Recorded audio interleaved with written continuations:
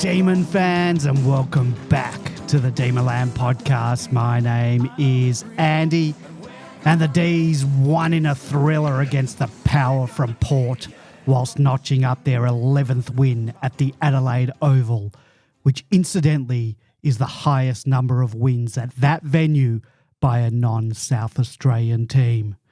Joining me tonight to dissect the epic win in the first of our two Adelaide games is veteran Demonlander George. Good evening, George.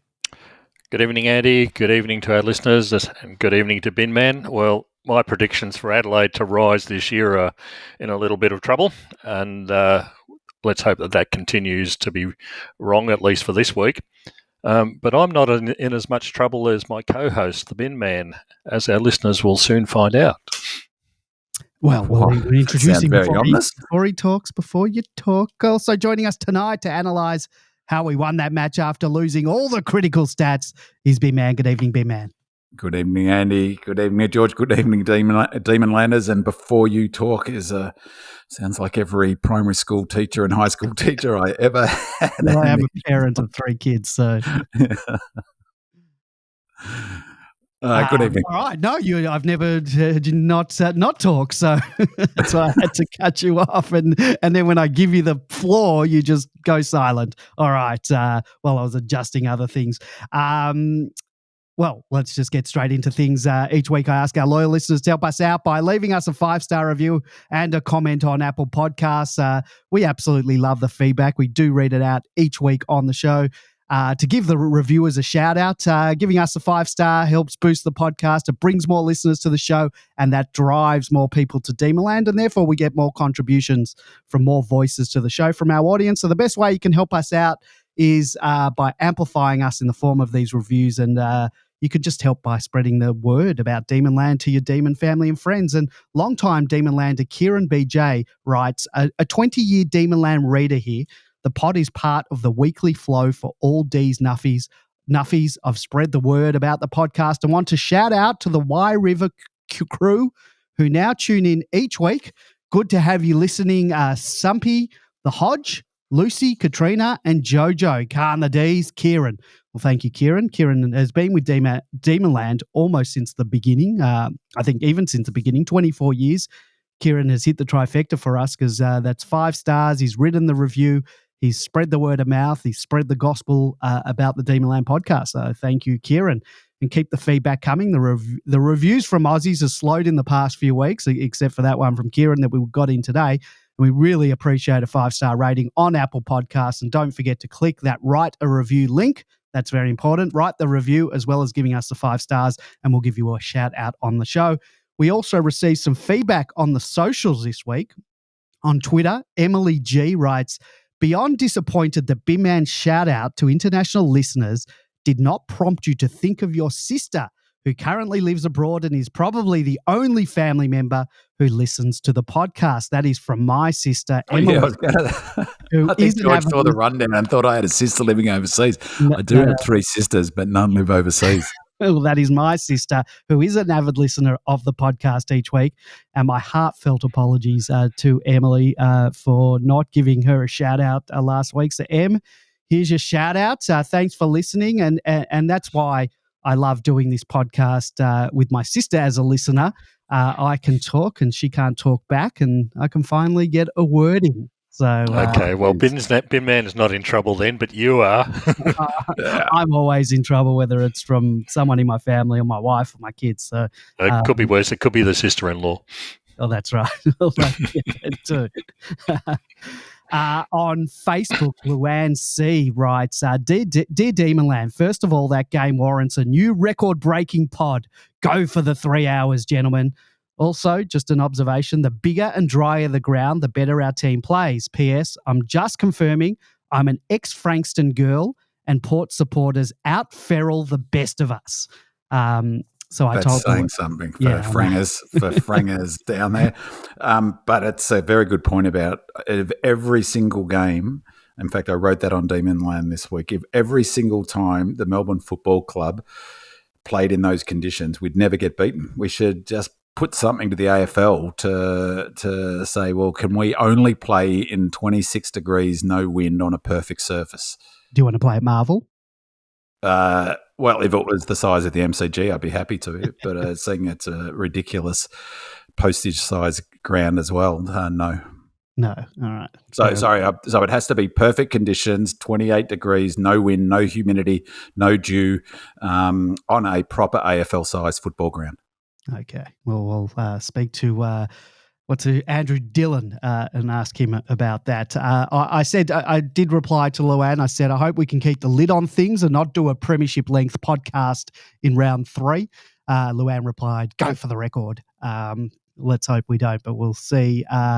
We'll see. I guess it's all going to be up to you, big man. We'll see how long your stats files go this week, as there's lots of stats to unpack. So let's new disciplined. I've got a new discipline approach to stats files. Oh, okay. Looking forward to that. Roz K wrote to us on Facebook, and I think she may be Luann's sister, because she writes, "Hi, Demonland Andy. Just thought I'd let you know my sister Lou," and that's why I thought it might be Luann, told me she slows the podcast down so that it lasts longer. One wonders what Bin Man's voice sounds like.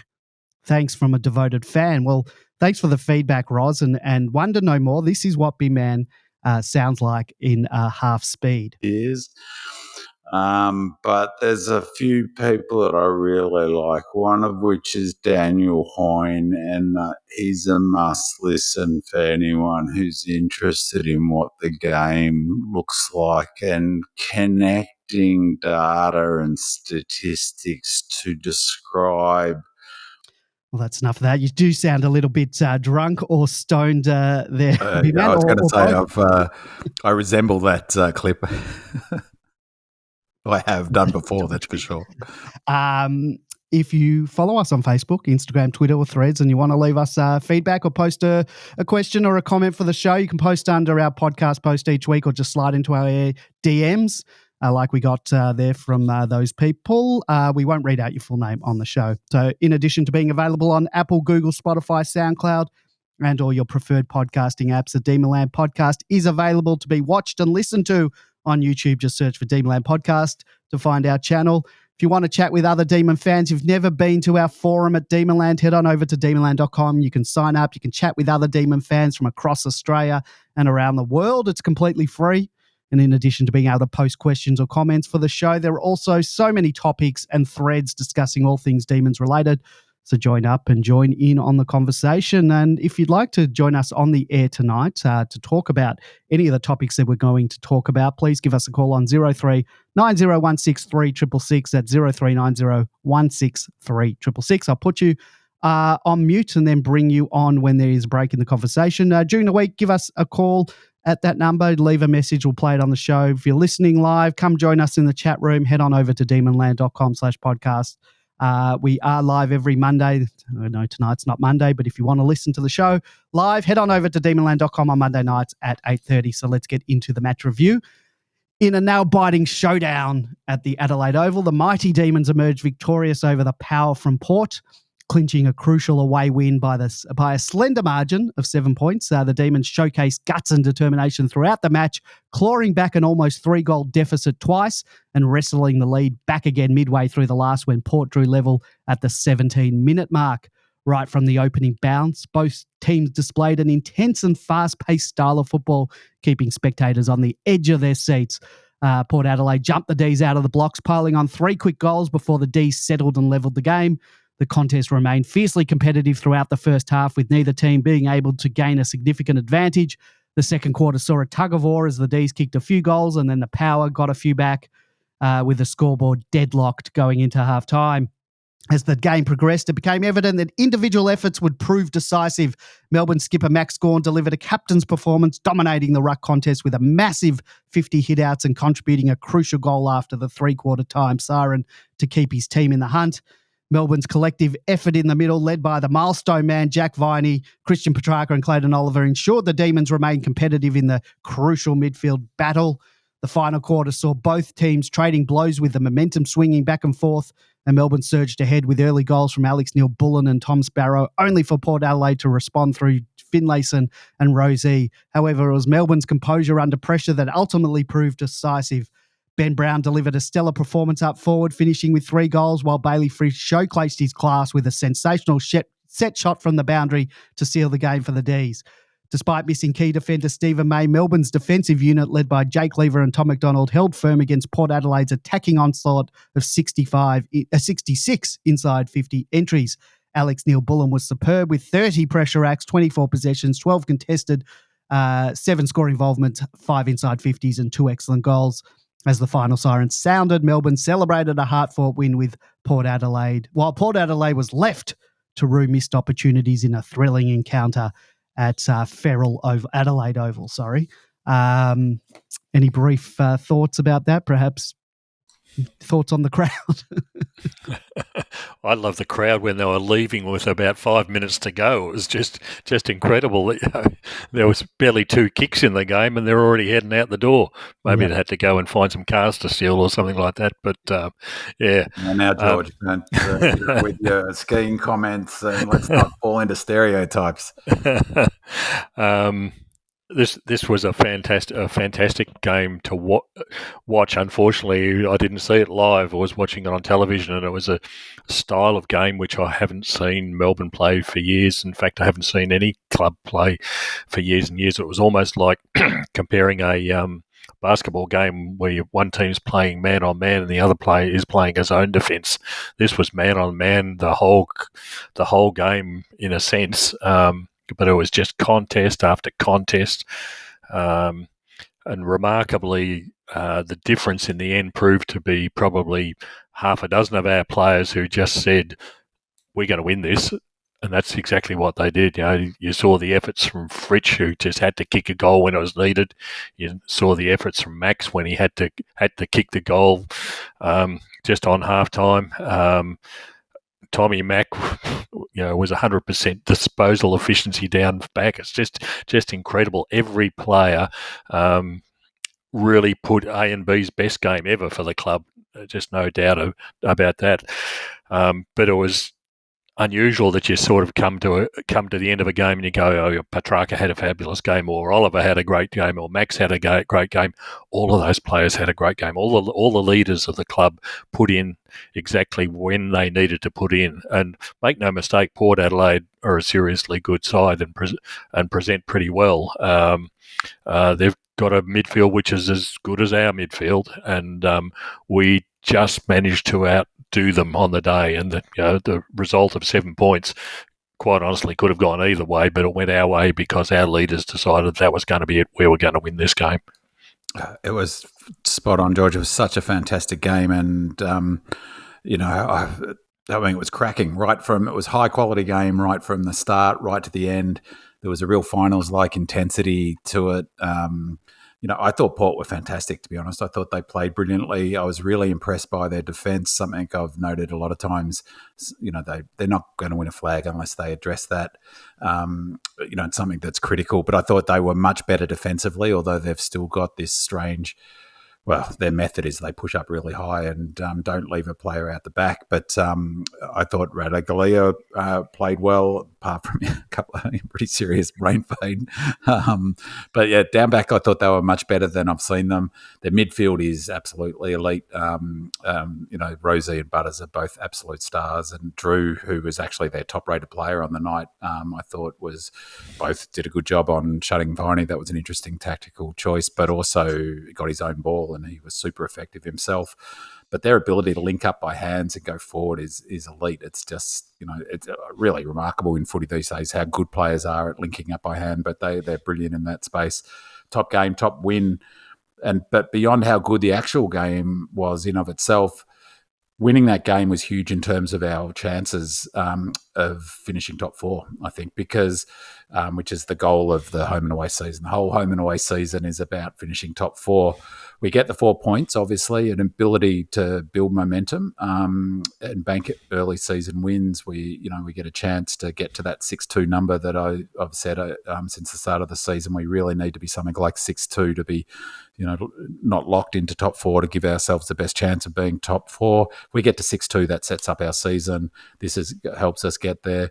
But the other big thing is that Port are a direct competitor for a top 4. So it's not quite an 8-point game. It's too early in the season for it to be considered a true 8-point game, I guess. But it definitely may end up being a factor in shaping the top 4 because it's 4 points they don't get. It's 4 points they don't get playing at home, which when, they started this game, $1.45 favourites. But that is really short. I put on Demonland that, if I can't bet on Melbourne anymore, it's off our, me and my mates.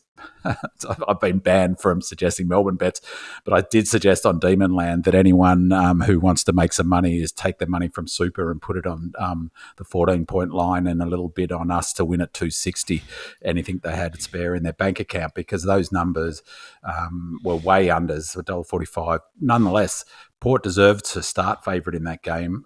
So, let's say $1.60, $1.70. 4 points they would have desperately hoped to be able to pencil in. It's 4 points they don't get towards the end of the season. So there's a big chance that game, could help shape the finals. The Final Four makeup.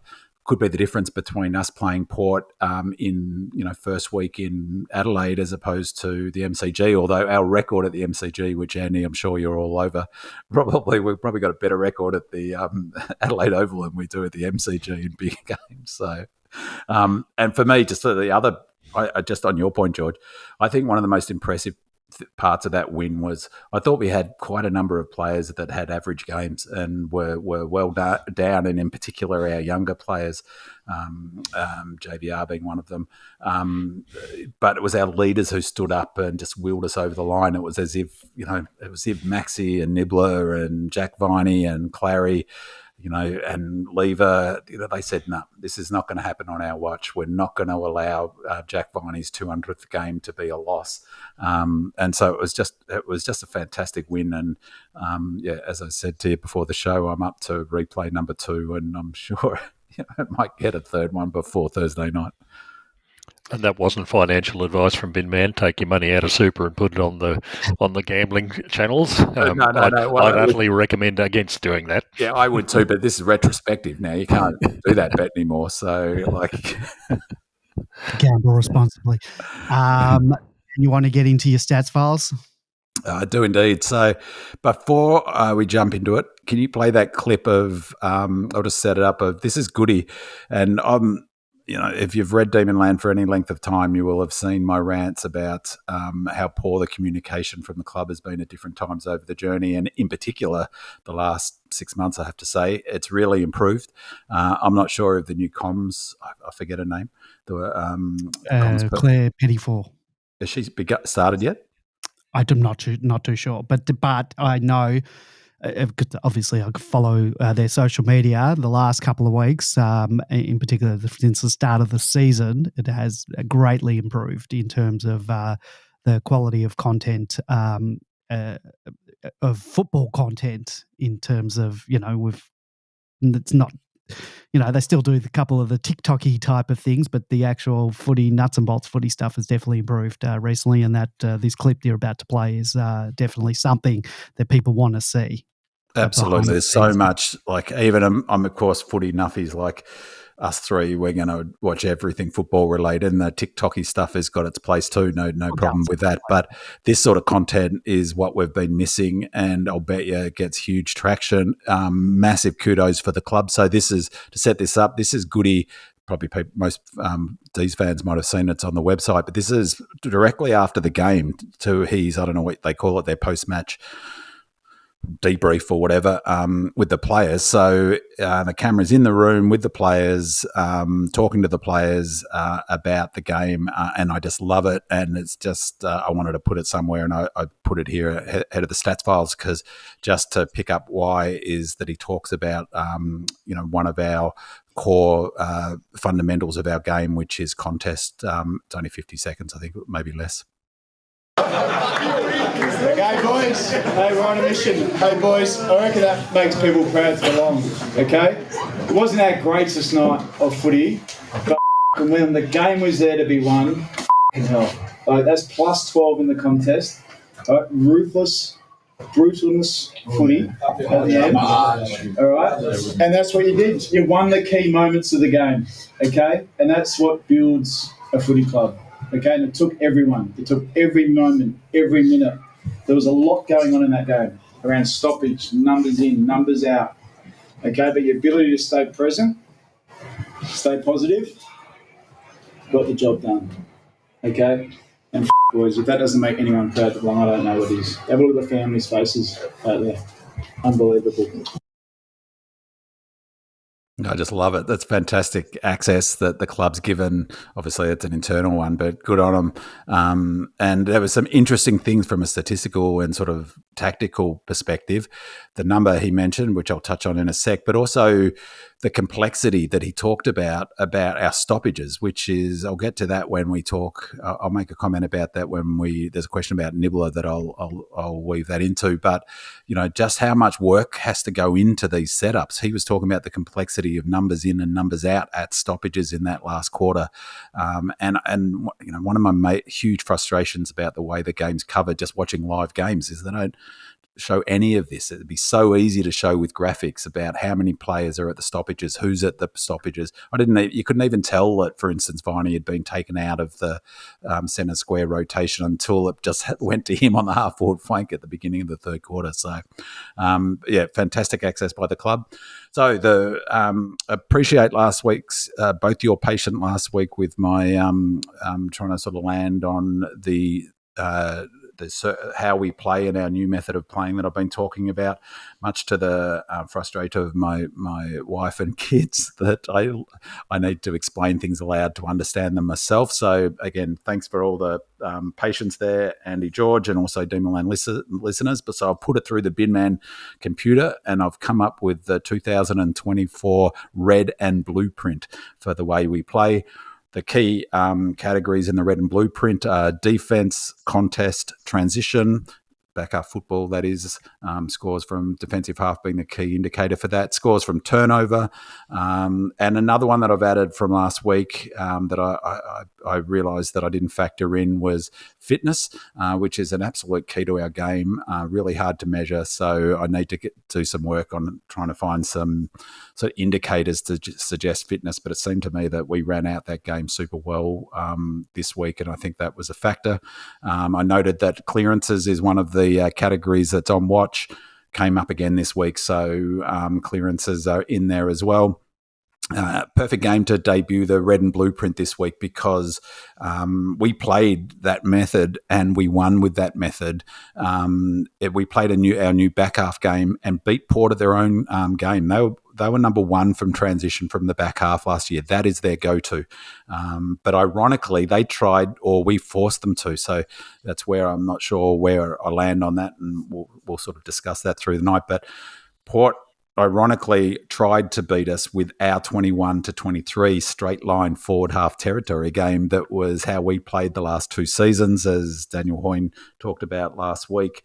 Whether that's the model that they sort of tried to implement or tactically we forced them to implement is an open question and a really interesting one, I thought. So looking at those categories, just some key numbers from them. On defence, opposition scores, the obvious one, the key indicator for how well your defence is going.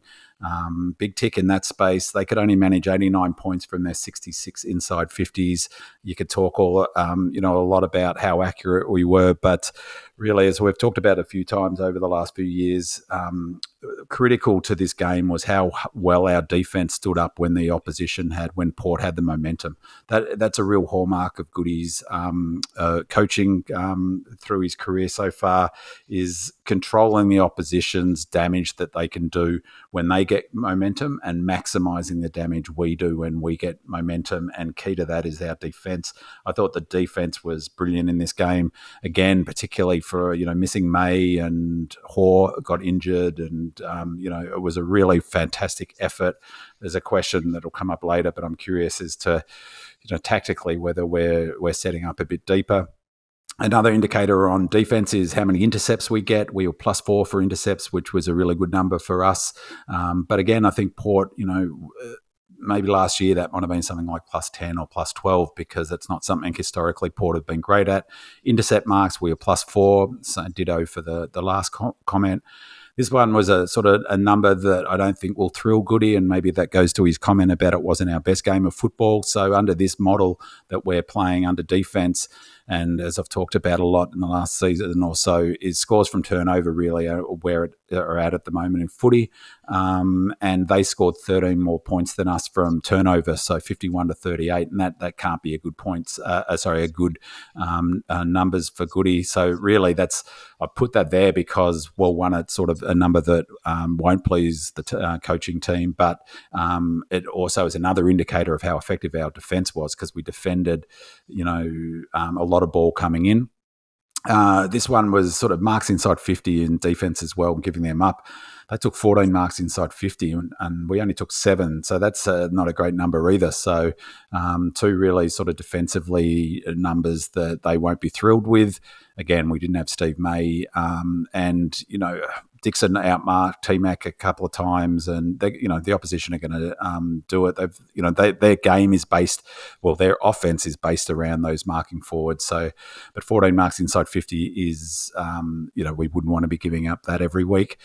The next section, the category is the contest. The sort of number one indicator for this is always contested possessions. We were down 2 for the game. But as Goody just noted, critically, coming into that last quarter, we were down 14 contested possessions. So Port were well on top through the game, which of course wouldn't please the coaching staff. We always, it doesn't matter what game plan we want to play, we always want to be positive in the contested possessions number. So we were down 14. In that last quarter, as Goody just noted, we were +12 in the last quarter for contested possessions, which is huge and that's one of the data points, I think, for fitness, is that shows that we were running that game out hard. And I feel like that in horse racing parlance, if that went for another 400 metres, we win by 3 or 4 goals. Pressure was super consistent right through the match. So it ended up being 182 to 189, 180 being AFL average. That last quarter, though, what a cracking last quarter. It ended up being 193 for us to them, 203. Their second half was phenomenal. They were 187 to our 186. They were 198 in the first quarter. Their pressure was incredible, and it sort of added to that sense of being a finals-like game. Awesome pressure right through it. Just on that, at the 8-minute mark of the last quarter, both teams had lifted their pressure ratings in the final in that quarter above 200. Melbourne, at that point, at the 8-minute mark, we were leading 231 pressure point, 200 being elite to 221. Having not broken the 200 mark at any point prior to that or any of the first 3 quarters. That's massive. That's massive in the last quarter of a game of footy. And that's what it felt like watching live. Our top 5 pressure players, sort of speaking really to George's point about our leaders standing up, were no surprise, Jack Viney again on the 39 individual pressure acts, 9 more than Nibbler, who came in second, and then Track, Oliver and 𝗟𝗄𝗎. That's our leaders stepping up there and saying, we're going to win this. Post-clearance possessions is a really important number in modern footy. This one was really, we were down 22 for ground ball gets, and I haven't, that's a bad number, whatever way you look at it, but potentially there's a question about this, so I'll talk about that later, but potentially that's got something to do with our method in terms of less congestion in our forward line, but still it's not a good number. But curiously, we were +2 for post-clearance possessions. So after a clearance, we were winning more of those possessions than them. Another one that won't please the coaches at all in terms of the pressure was tackles. They were 10 up, 67 to 57. That's a big big plus number. They won't be pleased with that at all. Tackles inside 50, there's a question about this later too, but it was 20-9. We were down 11 for tackles inside 50. Now, part of that was their forward line was much more crowded than us, and they went inside 50 more often, but still. And then, as I noted, down 22 for ground ball gets is it's almost too big for there not to be some sort of explanation, too big a number, but it's, on the face of it, that's not a great number. Clearances was one of the fascinating numbers. So we're actually down 5% in clearances, down 5 for stoppage clearances, so down 15 in clearances, which is quite amazing given the fact that we were plus 25 for hitouts and plus 10 for hitouts to advantage. So how do you square those numbers? I'm guessing that they obviously went to work big time on sharking 𝗟𝗋, and a big part of their strategy was sharking 𝗟𝗋. I actually thought Soldo was terrific the whole game. His effort was fantastic the whole game.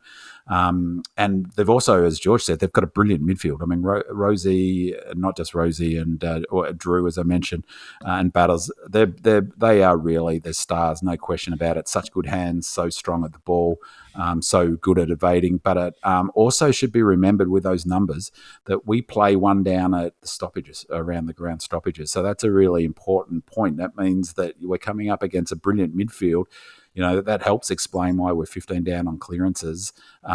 But, and this is the key thing, but despite being down 15 for just the number of clearances, our scores, they actually outscored us 13 points to 9 from centre bounces. So we each scored a goal, and I think they were 1-4.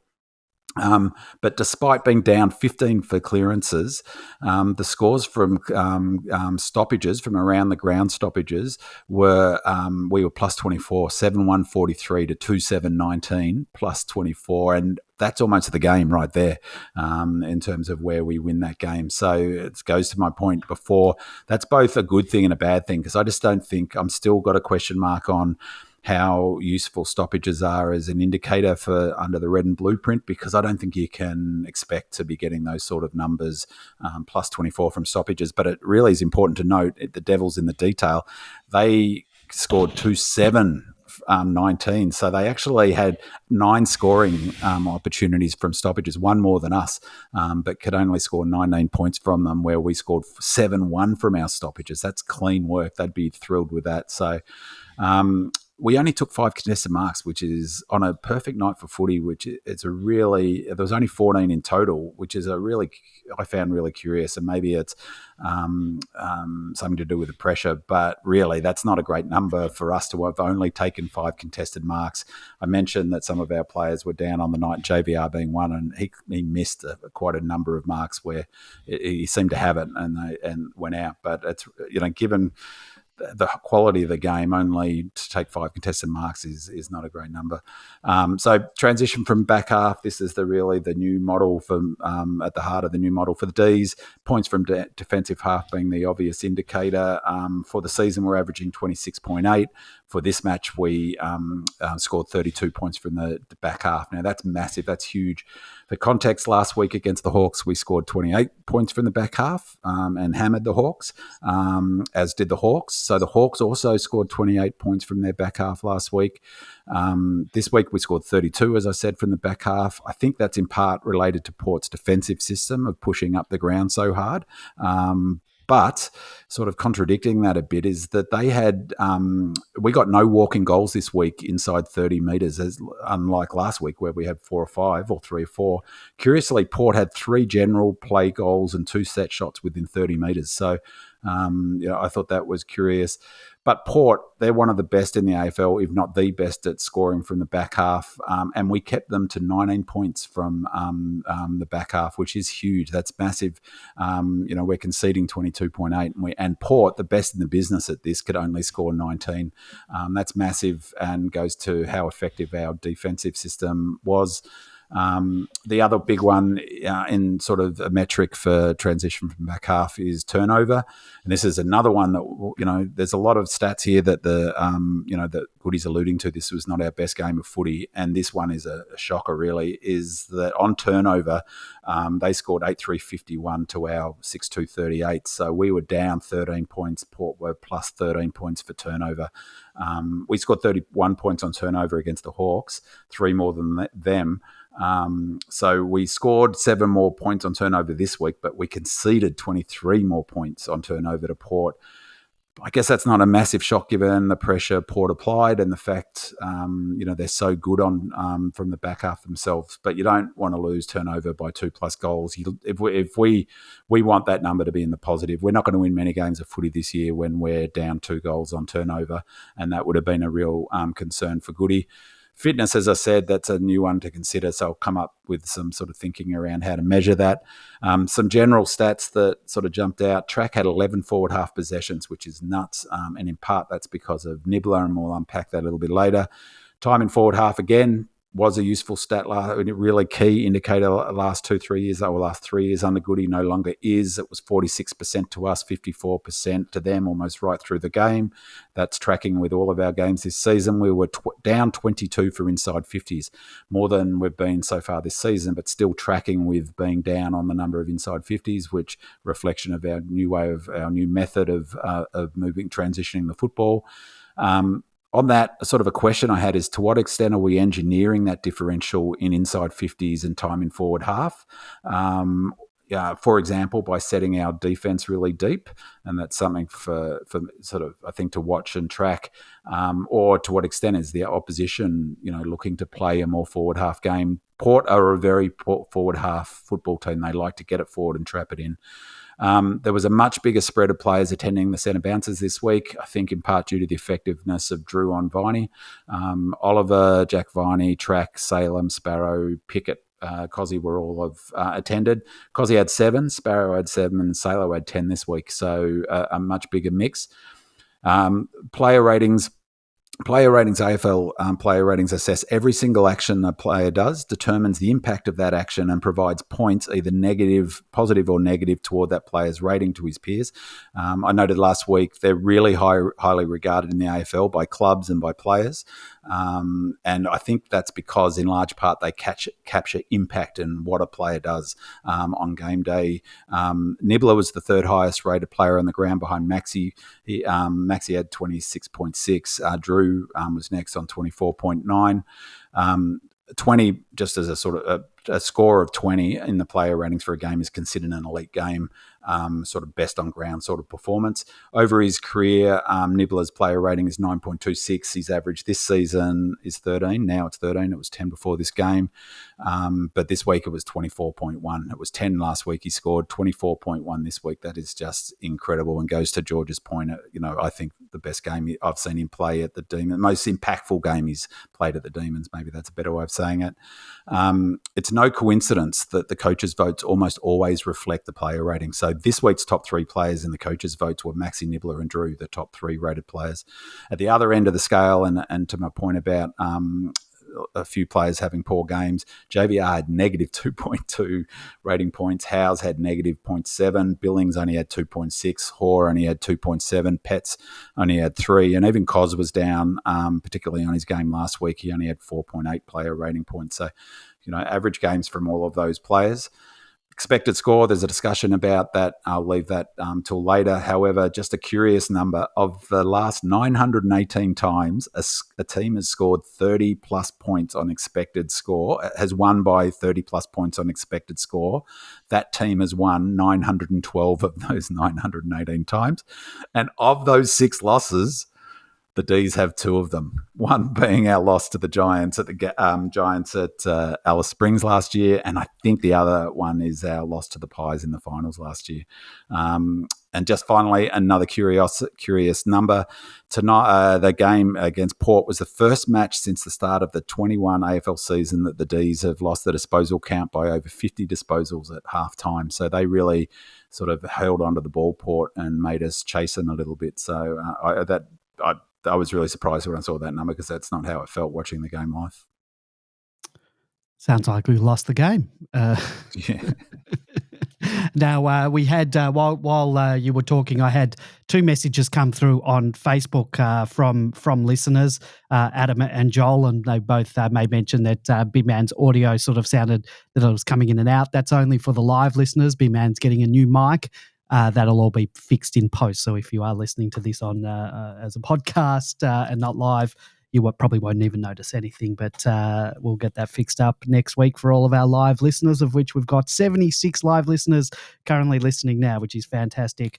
Let's get into our listeners' questions part of the show. And the first Red Jacket says, just following up from my comments last week and checking to see if there are still any Nibbler knockers about. Another excellent game, 3 votes for mine. British Demon fan says, I've not been following the Demons for as long as most, if not all of the posters on here, but in my opinion, this was the best game I've seen A&B play and was wondering where you guys would rank it in relation to his career. Thanks for all your hard work in getting the best Melbourne Demons podcast out to us all each and every week. Well, thanks for that, British Demon fan. There has been a lot of love online and in the media for Nibbler on the back of his match and the past couple of weeks. He's starting to get some recognition from the wider AFL community as well. And before we hear from the president of his fan club, a guy that has been on Team Nibbler from day dot, let's hear what Kane Corns had to say on the round so far on afl.com.au. All right, let's get to our Saturday star now, and it is Alex Neal-Bullen. Now, Alex Neal-Bullen, I reckon he's been an underrated player for quite some time. He plays that high half-forward wing role, which quite often goes unrewarded. He got his rewards tonight, 24 disposals, 2 goals. He had 9 touches in the third term. I thought he really broke this game open. I spoke to someone from the Hawthorn Football Club who played them last week, and they said, go and watch the behind-the-goals vision of Alex Neal-Bullen and the stuff that he does. There is no way that he gets enough credit. But now, not only is he doing the defensive stuff that the opposition coaches and certainly the Melbourne coaches would see, he's doing this. Yeah. Like, the numbers that he's had are off the charts, and there's not a weakness in his game. So defensively, he's really strong, but now he's getting the ball in really dangerous positions. He's a high-score involvements player. I did the game tonight, and I gave him the 3 votes. I thought he was the best player on the ground. And I think finally we're all starting to talk about him a little bit and recognise what the opposition coaches and what his own coaches have been saying for a long time. And his ability to finish at crucial moments. Look at the score, look at the time of the game there, and to lift the teammates around him, like his leadership has gone to the new level as well. So Nibbler was fantastic against Port. 30 pressure acts, 24 possessions, 12 contested, 7 score involvements, 5 inside 50s and 2 excellent goals. I reckon he gets Brownlow votes in this match. He also got 8 coaches' votes, bringing his total this season to 12 and a spot on the leaderboard. Big man, you must be wrapped with that performance. I'm very happy that Nibbler is finally starting to get the kudos he deserves from the wider footy world. Fantastic game by Nibbler. I think the best game I've seen him play for the D's, maybe not on numbers. He's probably had a dozen games where he would have similar numbers, though I suspect, I tried to find it, but I couldn't find it just before the show. I suspect that might be his highest rated individual game. 24.2 is a seriously, seriously good game of football. Just on that, Maxi's had 2 weeks in a row, 20 plus, just shows how well he's travelling. But on the numbers he's had, equal to that. But if you watch the replay, I watched the first time I watched the replay, and obviously I'm attuned to watching Nibbler. But it was he intervened at such critical times in the match. Is that put simply, we don't win that match without him. And so to be a sort of out and out match winner. He willed himself to contest defensively. We just don't win that game if he doesn't play, I don't think. But he intervened at so many critical points. If you watch the replay again, it's like whenever we're in trouble, Nibbler's there, like on defense, but also on offense. His 2 goals, well, particularly the one that he had the set shot and played on. I mean, that was just a brilliant kick. It looked all the world like it was going to hit the post. There were so many clutch moments by him. One of the things that I love watching him play, he's critical to our structure and game plan. That's what I've always argued, and that's often not acknowledged. It's sort of acknowledged in a sense that he's a role player and all role players are important, but his importance is beyond that. And it's Montagna has highlighted that on, I noted before, the track had 11 forward half possessions. He cannot get those possessions without Nibbler. So if you watch First Crack this week, I don't know if you watched it, Andy. Yeah, I did. Well, I watched it this week. So, yeah, fantastic vision about how Nibbler's work allows Track to do what he does, and they show behind the goal footage, and you can explain it more. Yeah. So essentially is that what Montagna was pointing out is that sort of not a very widely understood role that Nibbler plays is how critical he is to allow us to set up a stoppages with one less players. That's a fundamental way that doesn't get enough attention by anyone, really. The fundamental of part of Goody's game plan is having one less player at a stoppage. I mean, it is so critical because it gives us an extra behind the ball, which helps us on defense and offense. Defensively, it helps us because that player often is the turnover, it creates a turnover. And when we get the turnover, we score. So that's, offense and defense. But it also means that that he can be a player. What Montagna was saying is that he showed vision that highlighted Nibbler's like an extra player at stoppages, albeit not right up to the contest. Yeah, it was about 5 metres away. Yeah, so sits outside the contest, and what he does is that he highlights that work of him coming up to stoppages. So he's not playing as a mid; he's playing outside the contest. It provides defensive cover in the event we lose it. Remembering we're 1 down at the stoppages, him in that role gives us some defensive. If we lose it, he bolts back defensively. But critically, offensively, what it allows, and Montagna pointed this out last year as well, is it allows track to go immediately forward from the stoppage. The stoppage is won either by us or them, and track goes forward. And if we win the stoppage, track is in an ultra dangerous position. And he showed the goal I forget who ended up kicking it, but track sort of works super hard across the ground. Track is in the most dangerous footballer in the AFL is forward of centre, 60 metres from our goal. And that's why he's number 5 in the AFL for score involvement. So the work Nibbler does, and has always done this, makes him an integral part of enables Goody to take the risk of playing 1 down at stoppages, defending turnovers when we lose it, but freeing up our most dangerous player, and the most dangerous player in the AFL, arguably, to be a weapon. So track does not get 11 forward half possessions without Nibbler in the team. And I think that's got to be remembered about his game. Jonesy noted in the commentary, the football world outside of Clubland might underrate Nibbler, but none of the D's players, none of the coaches, no one else in football world ever does. They know how critical he is. But on the question of if this is his best game, for me, no question, because, I can't think of another game where he was so fundamental to the result of it. George, anything you want to add on Nibbler? I thought he played a slightly different game from normal in this game. I think he played a lot more at the ball, and I suspect that was because Port's mids, they've got more quality mids than what we have when you start moving down.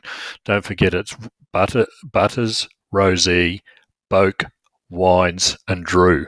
That is no way that is better than Gawny, Track, Oliver. I mean, just count the All-Australians. Who's 4 and 5? Who's 4 and 5 though? Who's your 4? Boak is 30. Yeah, and how many possessions did he get in the game? Yeah, but we allowed him to get those possessions. Obviously, he didn't do any damage. Man, come on.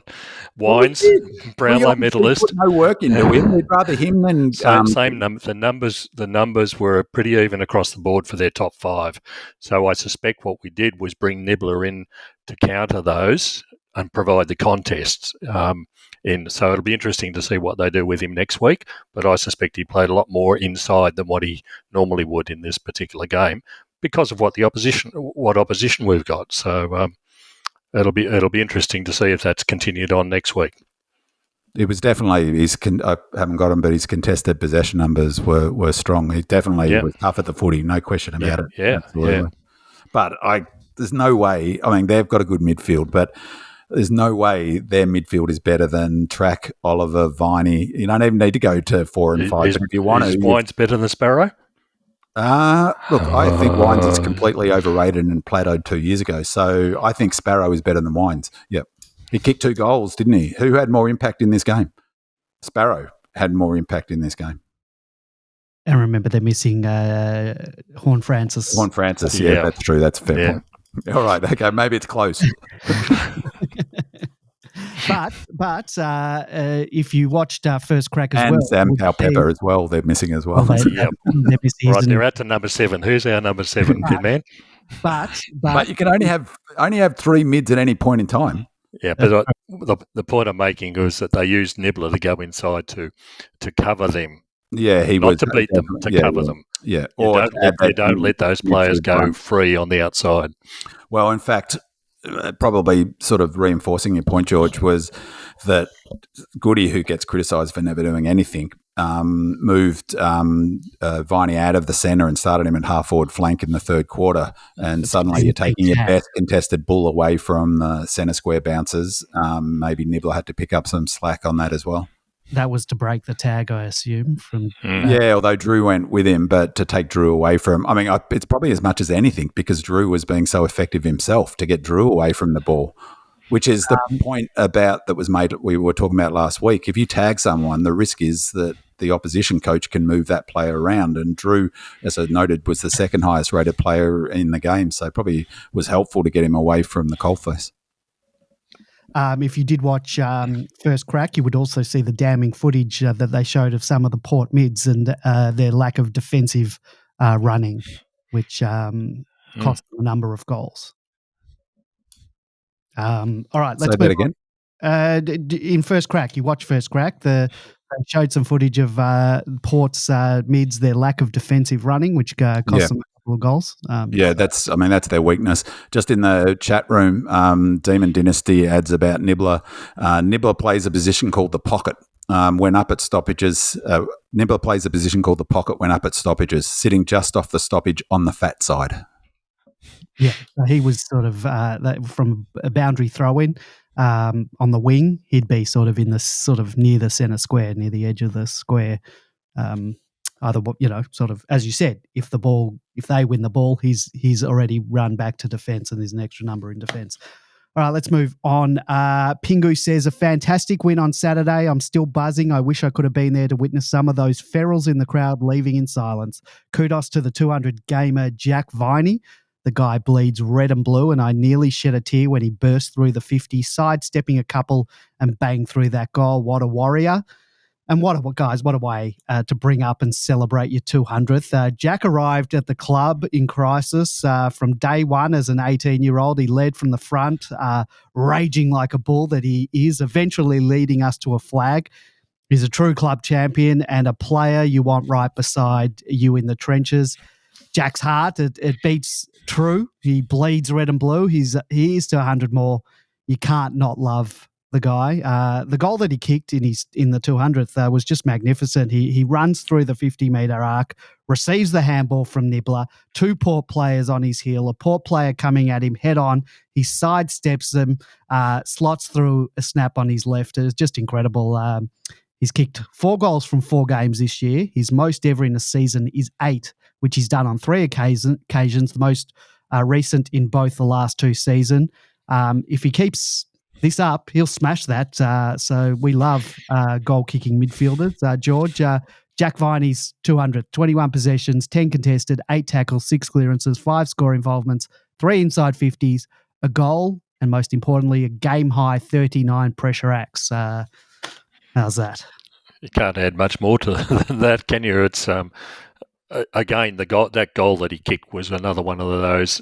He has to do this, and he did it. And he did it so magnificently. But throughout the whole game, it was just his leadership. And it's I've highlighted the Port mids, how many of them that they got. They're all tough and hard, and we need a Jack Viney in there to be able to counter that. It's remarkable. Let's hope that he stays in one piece for the whole season, because we certainly need him. And it's remarkable how he does stay in one piece, given the way he plays. Those sort of players generally don't have a long lifespan in the AFL. But he's up to game number 200, and he's playing as good as what I've ever seen him play. He's best footy for sure this season, and last year too. He was great last year, but I just think it's been so massive for him, as I pointed out last week, to be able to train in footy boots and not be off legs, basically. So it's 2 pre-seasons in a row. This one, the first really full, no complications whatsoever. I don't think he missed a training session. No. His kicking has improved more than any, this, maybe it's a recency bias, but I can't recall a player improving his kicking within his AFL career to the extent that Jack has. Maybe Jonesy improved quite a lot. He was a pretty average kick and became a good kick. But he's been incredible the last 2 years, but particularly this year with his kicking. We're going to go to, we received a message right just before airtime, and it's from Redleg23, who has called in before. I sort of listened with one ear while we were just having a chat before the show started. So we're going to just go into this a bit cold. I know some of it's about Jack, which we were just talking about, and some of it's about Fritsch. So we didn't have Fritsch on the run sheet. So let's see what Redleg23 has to say. Let me get the sound up on that.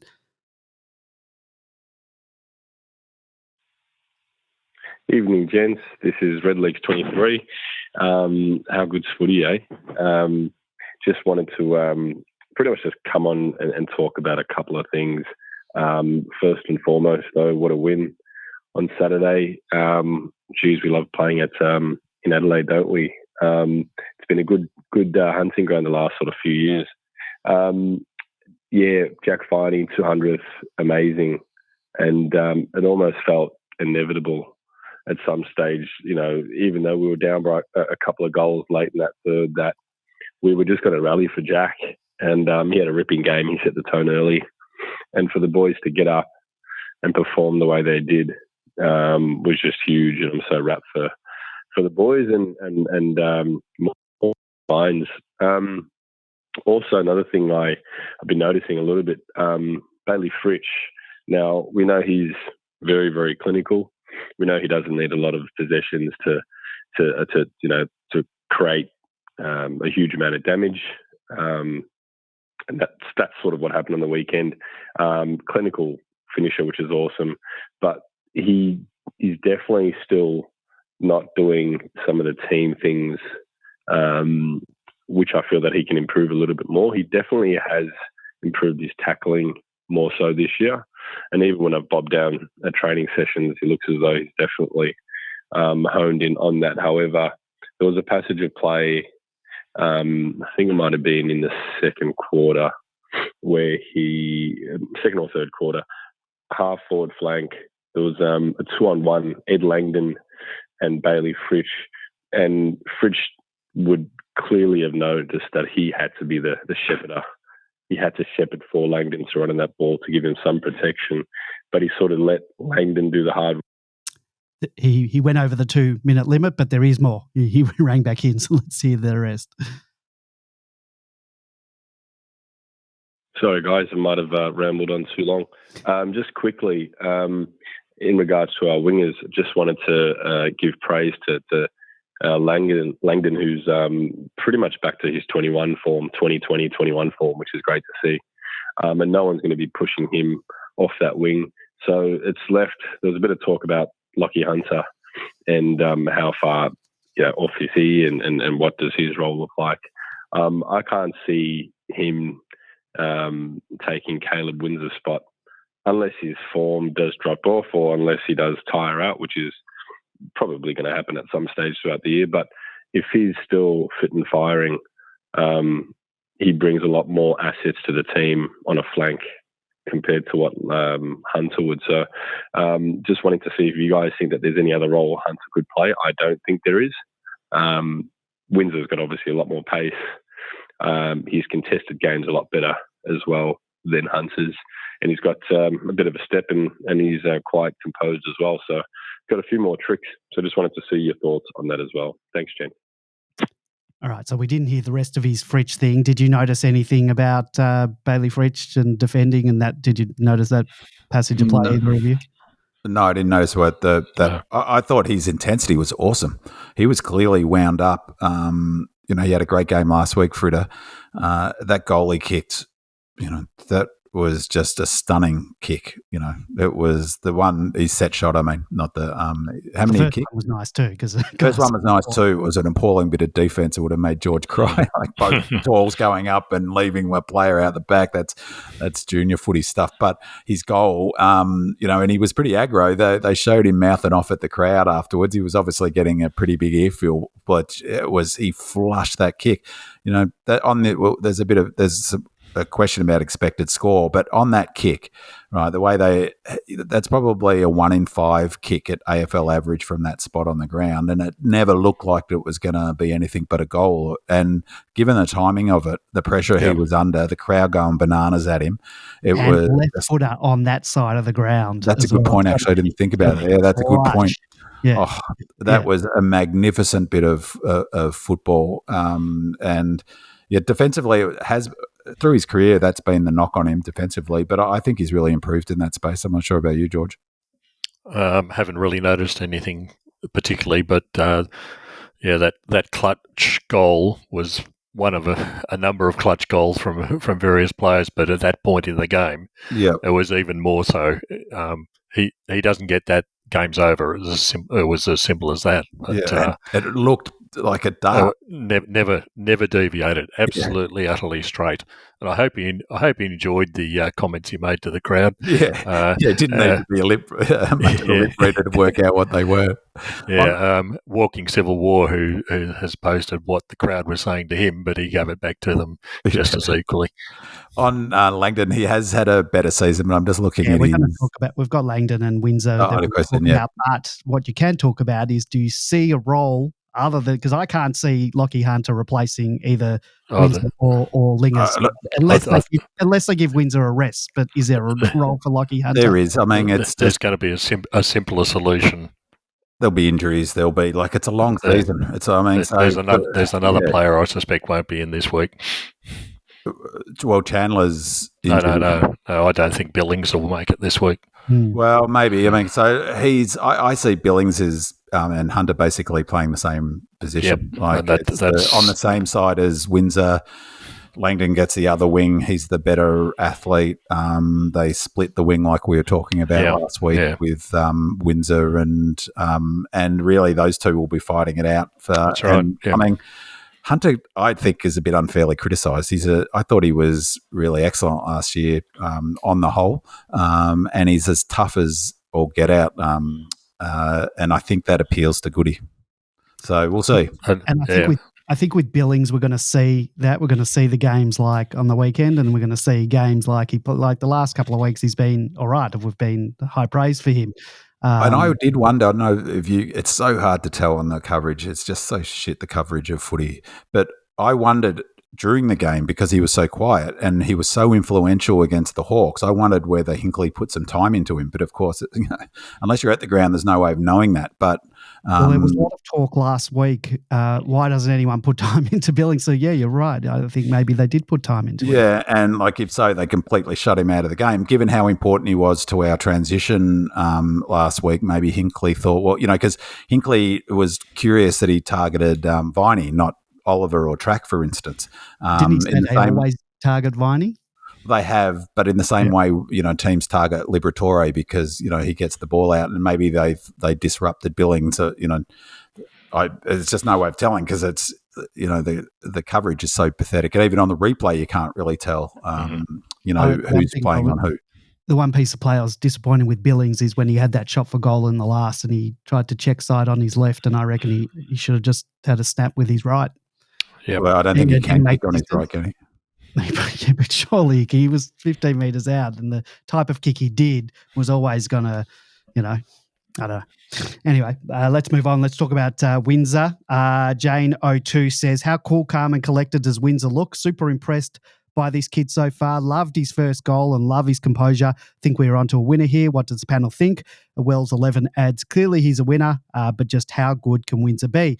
Not huge stats for the Duke, 12 possession, but he's been involved in 4 scores, had 11 pressure acts, 75% disposal efficiency, and of course, what an occasion to kick your first sausage roll. Gets the ball, wheels around a player, kicks the ball on 50, under pressure. He had pressure from in front, from behind, to the side, and he absolutely nailed it. We're certainly onto a winner here, aren't we, Bin Man? He's a star. Kid's a jet. And I mean, George's point last week about stats not being everything is that I think ratings do a good job of capturing impact, but it's really difficult to look at just, but the numbers is the point in time in which players intervene, and that was such a key bit of play. And how confident is the kid? He only had one thought, didn't he, George? Was to score the goal. And George has made this point about Windsor a few times, but the thing that he's got that is so important to Melbourne, and particularly with this method of playing that I've been talking about with transition, is genuine leg speed, but not just high cruising speed. Like Nibbler is fast, but he's not particularly fast off the blocks, in that first 5 or 6 metres. Windsor's fast at cruising speed, and he's also fast accelerating, and that goal just showed it. It was a fantastic goal. You don't see that very often in AFL footy. Players don't seem to have time they might have in the sort of 80s to be able to balance up and straighten up and get their chest square to the goal within 3-4 steps. That's exactly what he did, and he launched the ball from 50 or just on, probably 48 or 45 or something. Critical time, and just on that goal is, again, the coverage of it, they mentioned it, but there should have been more love for what 𝗍𝗲𝗀𝗀 did in the goal square. It was just unbelievable. Hinckley would have been furious that ball wasn't touched. I mean, it was one man against two, and he sort of, didn't give away a free kick, but bumped into him, 𝗍𝗲𝗀𝗀 that is. But he is going to be a jet, is a jet already. I mean, he's already become an important player for us, Windsor, structurally. They did something else in the game. I'm just trying to remember when it was, but I thought to myself, geez, that kid can play football. He's just got the thing that is, you can't, in any sport, you can't make there's no way of magicking this up, which is time. And he makes good decisions under pressure, which is the sort of corollary of that. I think he can be a gun. The thing, as I mentioned last week, that one of the things that most impresses me about is how hard at it is. Like, I had in my mind when Windsor was drafted that he's sort of going to be the classic outside, Isaac Smith type, sort of winger type. But he's hard as nails, that kid. And the other thing, I think we mentioned this last week, it's his third game. He's got the maturity. Normally, those sort of, in that circumstance, players playing their third game or fourth game would be thinking about passing the ball off. There was never any question. He didn't even think about it, did he? No. And he actually cleaned up, because speaking of Fritter, he cleaned up. Fritter should have swallowed that chest mark. Like, that was really bad. He'd take that 9 times out of 10. So he cleaned up his mistake. But you're right. He's obviously got license, but it's one thing to have license. It's another thing to not look inboard or not, and if he had, he would have got tackled. If he had not done, if he had not decided I'm going to kick the goal, it wouldn't have been a goal. The other thing he's got is a really good sidestep, which will put him in good stead, but it absolutely upsets the defenders when someone goes past you that fast so quickly, and then at the same time takes a step around you. It really embarrasses them. So, yeah, for a kid who's playing his third or fourth game, it's just remarkable. And he's holding the wing position down. It's not like he's not contributing with 2 or 3 possessions a game. And I wouldn't have expected high possessions in this game, because across the whole ground it was just contest. So it's not surprising. But when he had his opportunity, he certainly took it. And the other bit of play that I just loved, it was just a thing of beauty, and it goes a bit the same as 𝗍𝗀𝗀𝗀𝗀's goal, is what this method that I've been talking about with playing from the back half means is that there's a lot more space inside 50. And so, there's a lot more opportunity for a 𝗍𝗀𝗀𝗀𝗀𝗀 to run and turn onto his left, or a Sparrow to do the same. But was the bit of play that was a really good example. If you go to all of the goals, on the MFC site, they have the replay of all of the goals. The goal that he set up for Langdon had done a mountain of work with transition from the back half. That was the classic back half transition goal. We'd moved it from the back half. We'd created space. We'd crossed change lanes on the 45 in the middle. He was part of it, and he kicked into Langdon, who had done a power of work to run to that spot. He was on the wing at one point in that scoring chain, Langdon.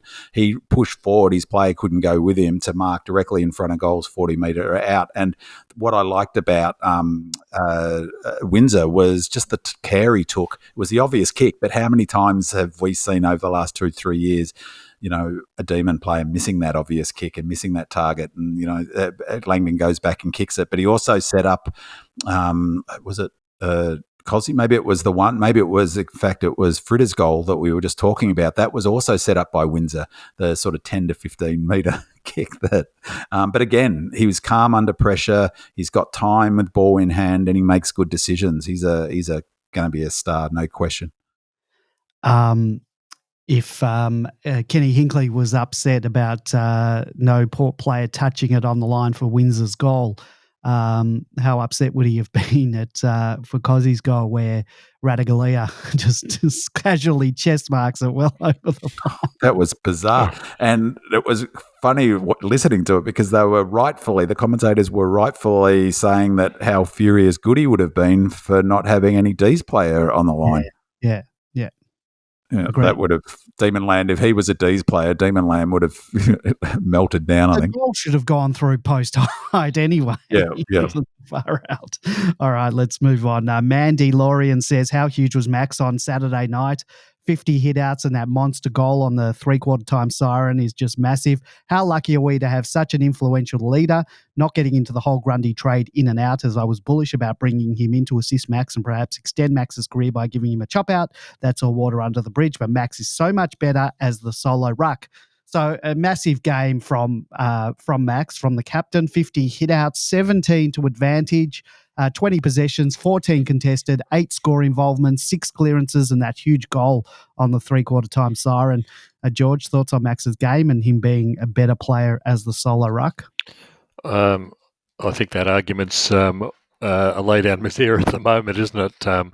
Surprisingly, it's the same applies for Grundy playing in Sydney. That give him these ruckmen seem to be a special breed in some way, that they want to do it all on their own with nobody else around to help them out. And that certainly seems to be the case with Max.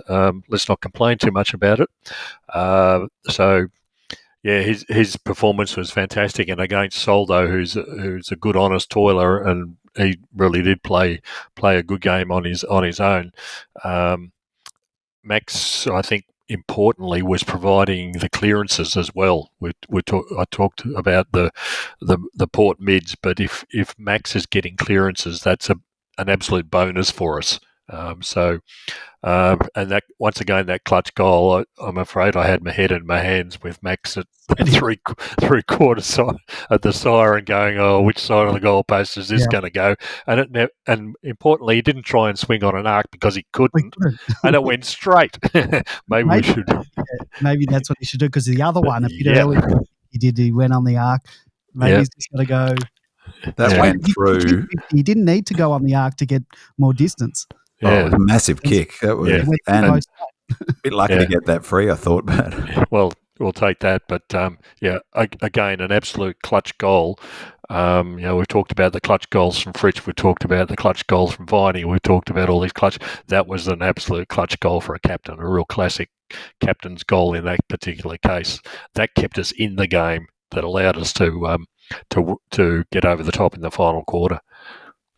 A curious part of Maxi's game was, in fact, I heard I can't recall whether Maxi was asked about this. He might well have been in an interview that I heard after the game, but Port were the team that sort of started really targeting Max during the game and running into him and knocking into him, which they didn't seem to in this match. And I've mentioned a couple of times I really like the way they're playing Maxi at the moment, in the sense that we've changed our kick-out strategy so radically, really. McVee's doing a lot of the kicking out. We're going to all different spots, and we're really kicking to Max very few times from our kick-outs, which does two things, I think, in terms of, one, it frees him up to be the next kick down the line. So suddenly he becomes a player who marks on the wing in the same way Lions use, is it McInerney, their big ruck? Is it McInerney? Yeah, they use him in a similar fashion. So he's taking his marks now on the wing instead of halfback Frank from kick out. But I wonder whether that strategy has an added benefit of, because what Port and other teams were doing with Maxi is knocking him on the way to the next marking contest. If they don't know where he's going to, like he's not running to the obvious spot from the kick out, well, they don't know when to block him. Whatever the upshot was, that they didn't physically target him the way they have in the past. So I'm sure Maxi was happy with that, but it was curious, I thought. Halfback Frank. What a username if your name's actually Frank. So shout out to any Franks out there that want to join Demonland. Halfback Frank. I'll leave it open for you. Did I say halfback Frank? Well, that's All right. But Ray from Facebook sent us in a DM, and he says a rejuvenated Ben Brown has been just what the doctor ordered. He's a great lead up and mark and has a beautiful straight long kick for goal. Crashes packs, creates contests. If he doesn't mark, he gets the ball to ground. Demands a quality opposition, which helps out our other tall forwards. Busts his gut up the wing to get to more contests. Love the goal that he kicked from 50, hard up on the boundary. Port Ferrell screaming into the back of his head, never looked like missing, didn't even acknowledge the low lifes. What a class act. Denox asks, can Ben Brown play every game? May need a medical opinion to answer that. Travi14 says, great win. Being a South Aussie D's fan, if you could make it 2 from 2 this week against the other SA side, that would be bliss. Big question, his load management this week. BBB has been important to our structure. He's going to have quiet games, and we need to realise his performance isn't graded on stats or goals, which is quite obvious by his leading patterns. He's quite obviously taking his man away from the hotspot and creating space, and we use him if it's the best option. He's going to need a rest at some stage. If May is back, then Petty will go forward, and we might be able to manage Brown's minutes that way. But I think he needs whole game rests, not in-game rests, which is the best way to manage him. Monocular says, wow, what can one say? Gutsy team win, nobody stopped. Who seriously would have thought both our geriatrics, BBB and T-Mac, would be in almost career best form after their awful 2023? BBB just doesn't get shorter as the game goes on, and when he has the ball in range, I feel confident. I guess they will both have to be managed. An amazing never say die team effort. Total raw stats presumably don't mean everything. Short break, and how absolutely unnecessary is that? Surely will mean some changes. Do you know how many extras they took over? So firstly, I agree with everything that Ray, who DM'd us on Facebook, said about Ben Brown. We'll get into actual changes a bit later on, but the managing or nursing of Ben Brown and his knees is a question that just won't seem to go away. The injury to may have put a spanner in those plans. We are playing on Thursday night off a 5-day break and an intense game. Bin Man, can you see us managing Brown this week, or do we simply have to play him now and manage him in games? I'm officially giving up on all selection. I don't think I've got any right so far this year. I mean, my starting point would be the doctors and the high performance team. They know what they're doing, and so in terms of managing him, they'll know the best option for that. I tend to agree. He's not training. I tend to agree, actually, with the sort of notion that if you're going to rest him for whole games, not use matches, not use his time on ground, because you can't control that. But it's happened already. You had an injury in a sub, and he can't come off, for instance, or. So I'm with Monocular and others. I'm amazed how significant both him and T-Mac have been so far to how important they've been to our season thus far. And Benny Brown, I mean, he came across to Melbourne limping already. Like, it's not like a new thing. He struggled through the 21 season. To my untrained eye, he looks as mobile as I've seen him at any time at the footy club. I mean, he's like, the amount of defensive work he was doing, the amount of times he was up the ground inside the opposition, inside Port's defensive 50 arc, it was remarkable. And his gut running to get back on offense was equally remarkable. I mean, at one point he had to sort of double back on a play. I thought he was going to get turned around for sure, and he was able not to be. I think George has made this point a number of times, is structurally he's so important. Like, up forward, it almost wouldn't matter if he didn't have a number, like a kick or a mark, I mean, at his goals, because, he's so important structurally at bringing the ball to ground, to straightening us up.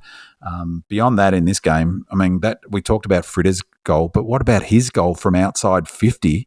That's for AFL average from that spot would be 1 in 10. Like, that's a 10% chance of that goal being kicked, and he flushed that. Like, that was well outside 50, and it went through sort of mid-goal height. That was just an absolute beautiful kick. But equally important was his other goals. He kicked 3 on the night, didn't he? Yeah. One was just like, I just feel so confident he's going to kick the goal when he lines up anywhere inside 30. If he's not got an angle, I think he's going to get it because technically he's such a good kick. I think he's playing better footy now in this burst than he did in 21. I don't know about you, George. Yeah, I'm certainly have been amazed by his agility. For a guy who spent most of the pre-season doing very, very little and probably still. Only 5 weeks ago, I reckon that surgery was, maybe 6. But as you said, he's moving freely up the ground and around. He's making contests, whereas even last year he simply couldn't run to get to those contests. And now that he's getting to them, even if he doesn't mark the ball, he brings it to ground, and we see the advantages of that. I think it was Fridge's first goal, where Brown actually tapped it out the back. People see, I think it was Fridge. Always watch Fridge kick the goal, but the reality was it wouldn't have happened without Ben Brown being there, and it was quite a deliberate effort. He does that quite often, where he sort of turns the hand and that goal we kicked was insane. If I could do memes, I'd do a meme of there was a fella in the crowd giving it to him. He completely flushed it. They showed footage of him again, and he was sort of a bit nonplussed as to what he could do next. I thought it was brilliant. But long may he continue. Off a 5-day break, I think we've all got concerns, but at the moment he's certainly moving freely, and it's not like he's hobbling around the ground like he was last year. Previously I would have said, no, we'll give him a break this week, give him plenty of time away from it, but he is at the moment. It could end up being the whole opening round thing, I reckon. I'm not convinced it's any good for footy because there's enough variables in footy without half the bloody competition starting a week before and creating all of these stupid early season buys. But having said all of that, I think our early season buy is going to come at a perfect time for a player like Ben Brown because maybe you play him this week because May's out and you don't against Brisbane, and then give him a solid 3 week break. George, you're absolutely spot on.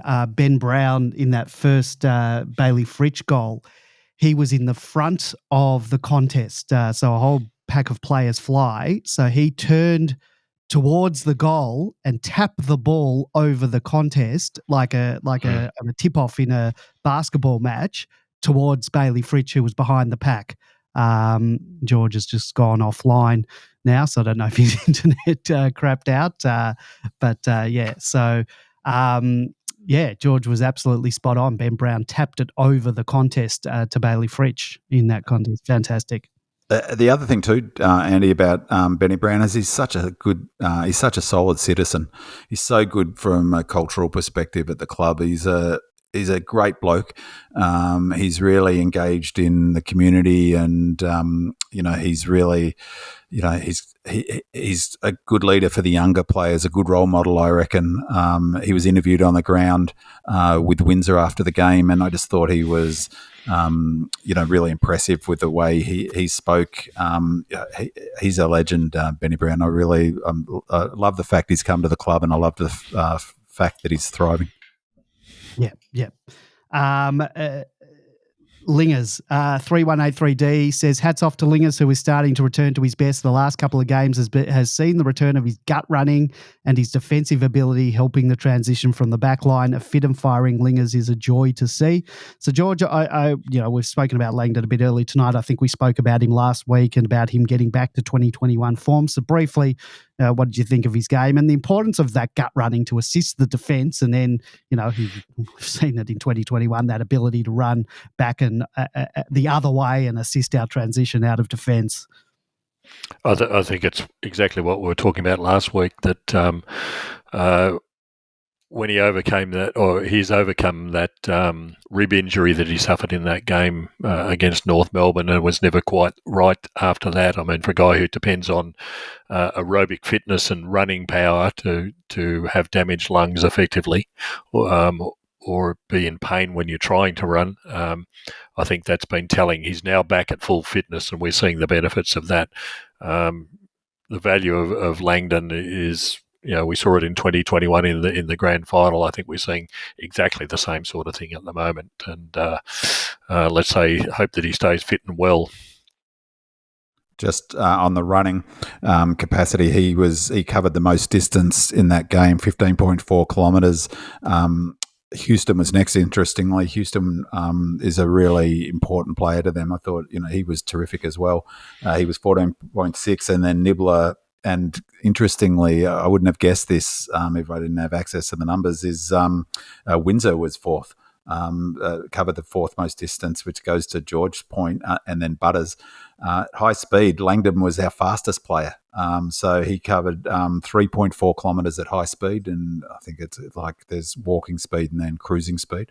And next was Windsor, and third was Nibbler, and Chandler was fifth. Just goes to sort of show the work. He's number one basically every week for total distance covered, Langers. Week in, week out, in any match we play, including the opposition, he runs the furthest. It's amazing, isn't it, that has he ever been even on the All-Australian wing position? No. It's just and he's probably the best winger, pure wingman in the league. I can't think of anyone else who comes remotely close. Well, that's mainly because they put mid. Yeah, well, they put other mids on the wing, but geez, makes it hard for someone who's performing, far beyond anybody else and can't get a jacket in this case. And just George, to your point about that injury, I also felt like, I don't know, maybe it's hard, maybe reading too much into it, and maybe it's because of his injury, but he seemed to not. His body language wasn't that positive last year at times, I thought. He wasn't really positive Lingers, was he? He seems to be enjoying his footy a lot more this season and in a better sort of space, but maybe that's me reading way too much into it.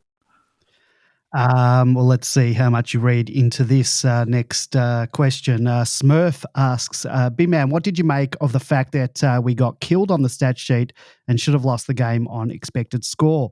Palace D says, radio and TV have gone on ad nauseum about how Port Adelaide should have won based on all the stats. I don't recall the same hysteria when Melbourne had 32 more inside 50s in Maynard Gate. We have often bemoaned the losses on Demonland when we win in the stats, but not the game. It is both refreshing and intriguing to be on the other side for a change. Can it be explained by finally being more efficient than our opponents, especially with inside 50s?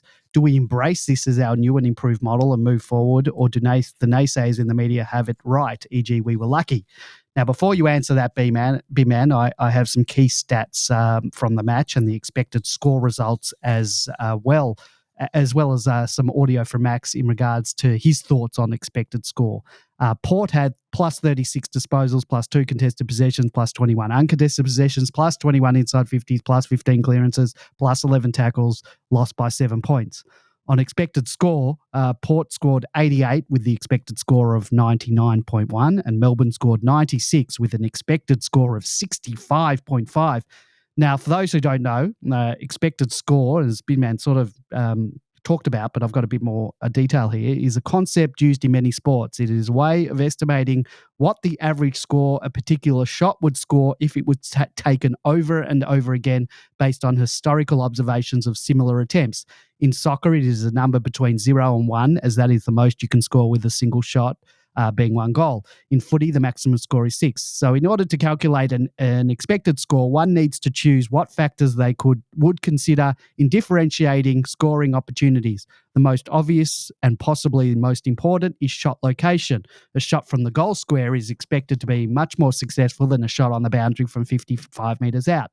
Other factors to consider could be shot context, a set shot, a free shot on the run, a pressured shot, the kick type, a drop punt, a snap, a dribble kick or a torpedo, the individual kicker, left or right foot, the venue and which end, weather conditions, if the player on the mark can move, and so on. So expected score had us losing by 33.6. That's almost 6 goals, yet we won by 7 points. Now, B-Man, you love expected score. Goody loves expected score. Max, not so much. So let's hear from Max on expected score. Maxie, I'm going to be a bit cheeky here, but did Goody come into you after the game and say, well, there's one we won, which our expected score says we shouldn't have won? He loves the expected score, Goody. To be honest, I hate it. I hate it when he says it. When we're sitting in the finals against Colin Monaco and we've lost and Goody's got expected score, us winning by 30 points. I almost want to get up and punch him in the face. The fact that it's roles reversed tonight has actually brought a little smile on my face. Yeah, well done. Well done, Max. It is. It's a big win, Max. Yeah. So, big man, you often point to the expected score when we lose to make the point that we should have won the match. Does this mean you believe we should have lost the match? And I'll take my answer off the air. Well, I don't think I'd say we should have won the match, and I think that's the problem with people not understanding the expected score, and that's why the coach, with the expected scores, the coaches ask champion data for this, right? Because to give a much better sense of what a game looks like beyond the actual the score. So in of itself, it doesn't do anything. It just gives some information as to who might otherwise, in normal circumstances, win, to give a better sense of performance, to impact. So I really think there's a big risk of a false narrative building around this game, in particular that Port lost a game they should have won and that we were lucky to win. And again, it goes, for me, it's just the irritation of the shallowness of the analysis of football. So suddenly expected score is ringing a bell for people because, people don't like data or numbers or whatever. But the thing that's important is, the question is, if Port were to lose it, what could have they done differently, Andy, do you think, to have won that game? Why did they lose it? I'm not sticking up for expected score. So the thing that's lost in this narrative a little bit. It doesn't matter. All that matters is the scoreboard. But the point is, what could have they done better? So there's a couple. Wheelo Ratings has a slightly different expected score, so he brings in some other factors. But the AFL, the champion data one, on expected score, Port only scored 8 points less than on expected score. So there are lots of similarities to some of our losses last year in the way Port dominated in key stats, like you mentioned, inside 50, time in forward half. But those numbers are a little misleading in terms of a comparison to our similar losses last year. If an opponent had beaten us in those areas so comprehensively last season, we would have been hammered. But not this season. That's what I've been going on about with a red and blue print. I mean, that's the whole point. Our method has changed. So a more interesting question for me is, how much are we allowing opponents to dominate time in forward half? How much are we engineering a situation where we're giving them inside 50s? And so it's ultra crowded. Our method's changed, and those stats, inside 50 in particular and time in forward half, are just not as significant to us as indicators this season as they were last year. So that's one thing. The other thing is Port's supposed inaccuracy and the much discussed and debated expected score. Port won the expected score by 34 points, on its face suggesting we were lucky to win and Port threw it away and should have won the game. Last year, we lost a number of matches where we were ahead on expected score, and I mentioned those two, which were up of the 918, two of them are the Pies game and the Giants game, where we were ahead like 5 goals on expected score. But there's a massive, massive difference. The differential in those games, the reason why there was a 30-point differential in expected score was because of our shocking inaccuracy. They only left 8 points on the table. That's well within the margin of error. They'd be happy with their accuracy. Anytime, if we're close to that last season, we win both of those games for a start. So, for example, in our semi against the Blues, using expected score as a metric, we left something like 4 to 5 goals on the table. We should have won that game. Absolutely. We should have won that game. We lost that game. The Blues were lucky to win that game. The same is true, obviously, of our loss in the 𝗟𝗄. I think it was even more. It was something like 6 goals or something we left on the table. And the same, as to a lesser extent, our loss in the finals to the Pies. But as I said, that's not true for Port. That's in that game. Their expected score was on Wheelo's rating was 11. On champion data was only 8 points more than what they actually scored. So they're actually pretty good. Their accuracy was good. Port's accuracy was good. And so Port didn't lose it because they fluffed their lines like we did against, say, against the Pies or the Blues or against the Giants in the 𝗟𝗄. It was, the reason we won the game was because of our kicking for goal. We were 36 points above our expected score, particularly our set shots. We mentioned them. Fritter's kick, even Nibbler's kick, although that was not a set shot in the end play on. Benny Brown's kick. Gordon's kick. Yeah, exactly. That was we won the game from our kicking. So, the Maxi's kick, as you mentioned, Georgie. I mentioned those kicks. Brown and Maxi's are probably 100 times they're kicked on average. They're probably only 25 to 30% on expected score. So Fritter's set shot is probably only a 10%, right?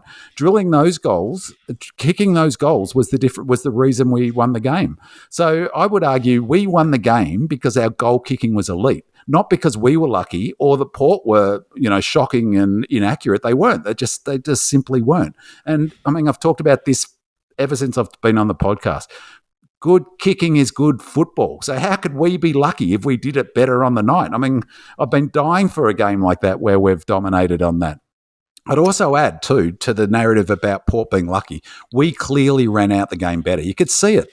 We looked fitter, we looked stronger, and I reckon we looked the winner from halfway through the last quarter. And that's why I wanted to play Goody's comments. He made the point we smashed them in contested possessions in that last quarter, having been down 12 up to that point. We got out to a 13-point lead. I reckon we easily could have made it more.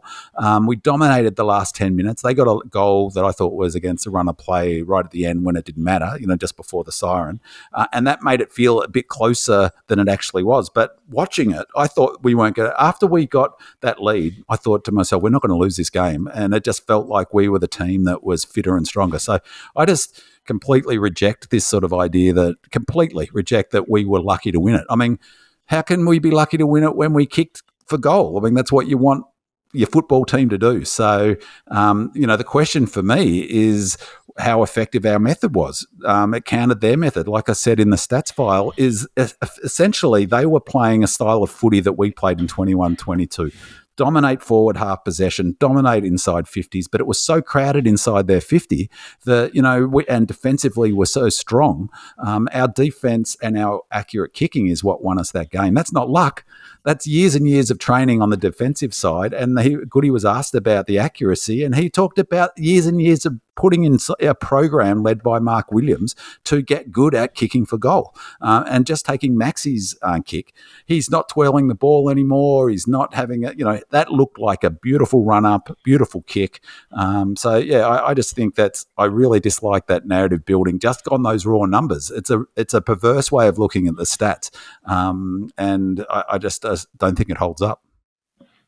More importantly, Andy, I think there's a story for the journalists there when they're talking about culture at Melbourne. Captain threatens to punch coach in the face. So let's see if that appears in the Herald Sun tomorrow or in the coming days. I'm sure someone's got something up their sleeve.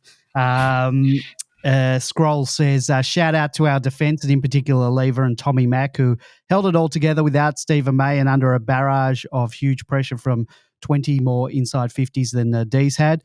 Bigfoot adds, saw the following post on Twitter from Brad Klebanski. It reads, MFC backline last night included Judd McVie, pick 18 rookie draft, Marty Hoare, pick 56 national draft, Blake Howes, pick 39 national draft, Trent Rivers, pick 32 national draft, Harrison Petty, pick 37 national draft, Tom McDonald, pick 53 in the national draft. That's some great recruiting. Bigfoot continues. So big shout out to Jason Taylor. He really can find diamonds in the rough. George, our defence did hold up well all night, particularly without May. Two rookies in Howes and McVie. T-Mac only returning to defence this season after years in the forward line and on the injury list. And Marty Hoare only returning to AFL this season after a couple of years in the VFL. Kudos to our defence, I guess. Yeah, can't say much more than that. And kudos to Jason Taylor for those picks. He has this innate ability to pick the players who just slot into the spots that we particularly need. You just look at those mid-30s and beyond selections that are now holding up our backline, and most of them are, with exceptions of Lever and T-Mac, they're all young guys effectively. They're all early 20s, so there's a great future there. I think there was an important point that was brought up on Demonland by artificial wisdom, noting how well Tommy Mack's been playing.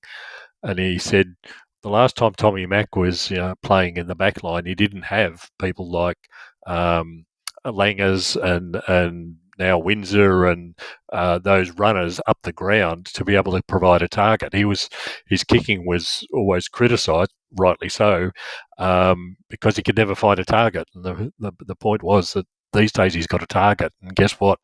Tommy Mack had 100% disposal efficiency in this game. It was just incredible. But also, just across the board in this particular game was again like Fritter kicking for goal, like Gawny kicking for goal, like Bren Brown kicking for goal. The number of times I was saying, boy, I'm really glad that Lever marked that one. I'm really glad that that Rivers got hold of that one. I'm really glad that Marty Pord, despite his injury, was put his body on the line for that one. And T-Mac at time and time again just marking with and against a brute like Dixon, who really didn't get much on the night at all. They smothered Marshall. It was just a brilliant job done all round, but it was those individual moments that were really critical to us, and the back line was just great at performing overall, all without a Stephen May there. I wouldn't have thought when May went down that people would be praising the back line as much as what they are at the moment. Yeah, absolutely. And they're also, I mean, obviously it sort of goes without saying they're critical to the way we play, but I'd be really curious, George, next time we play at the G, it seems to me we're allowing the ball to go in very deep. We're not, if you look at the way we play compared to Port push up their wall from the defensively, not as aggressively, I thought, in this matches that I've seen them certainly last year and a couple of the games they've played so far. I get like Richmond, like they weren't pushing up as aggressively as they did against the Tigers. But it seems like we're maybe it's part of our play to create space ahead of the ball, but we're allowing the ball to come in very deep, as evidenced by the fact that they got 5 goals from inside 30 metres.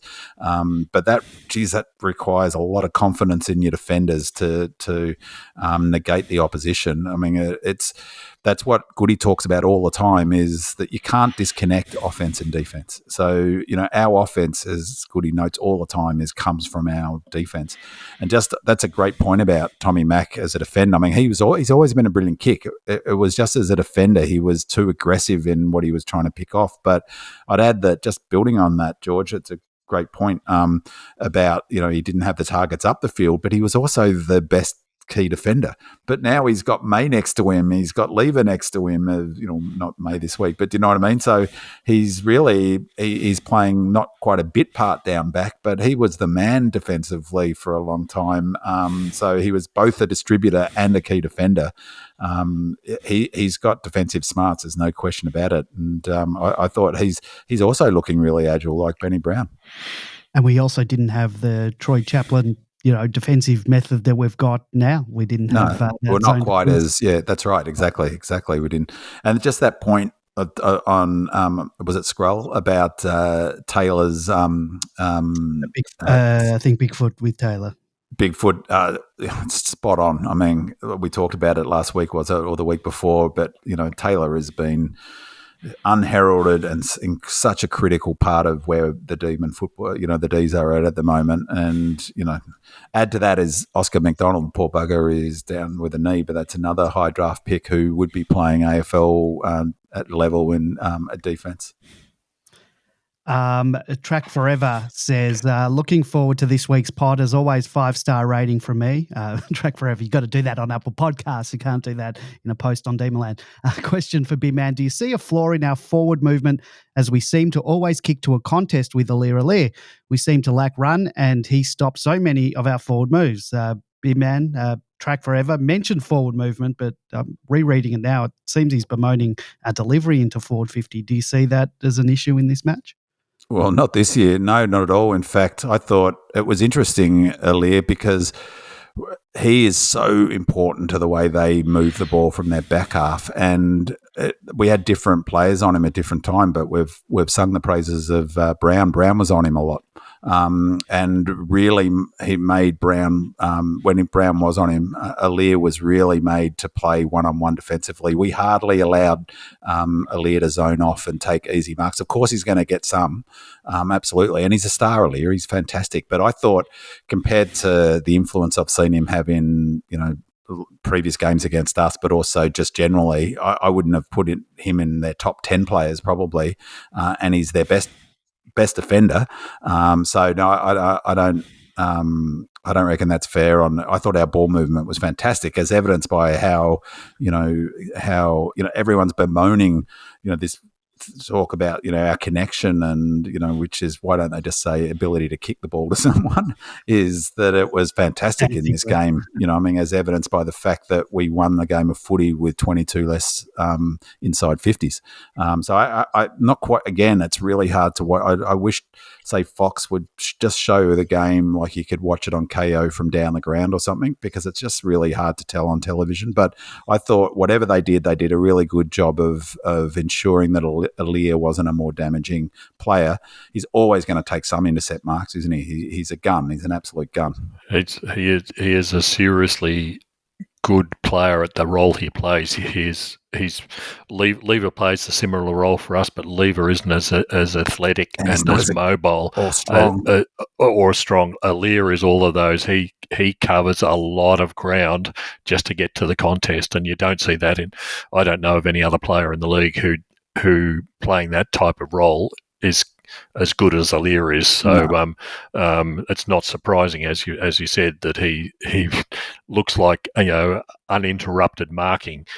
Other players wouldn't even get to the contest to be there in the first place. So, and the problem for 𝗟𝗋 is that he's not playing in a fully sophisticated zone defense. He's like he's the everywhere. They expect him to be the interceptor and the only interceptor, so you take him out of it. That's one of the Port's problem. You take his influence out of the game, and suddenly they're just not the same. They're not as dangerous a team from the back half when he's not intercept marking.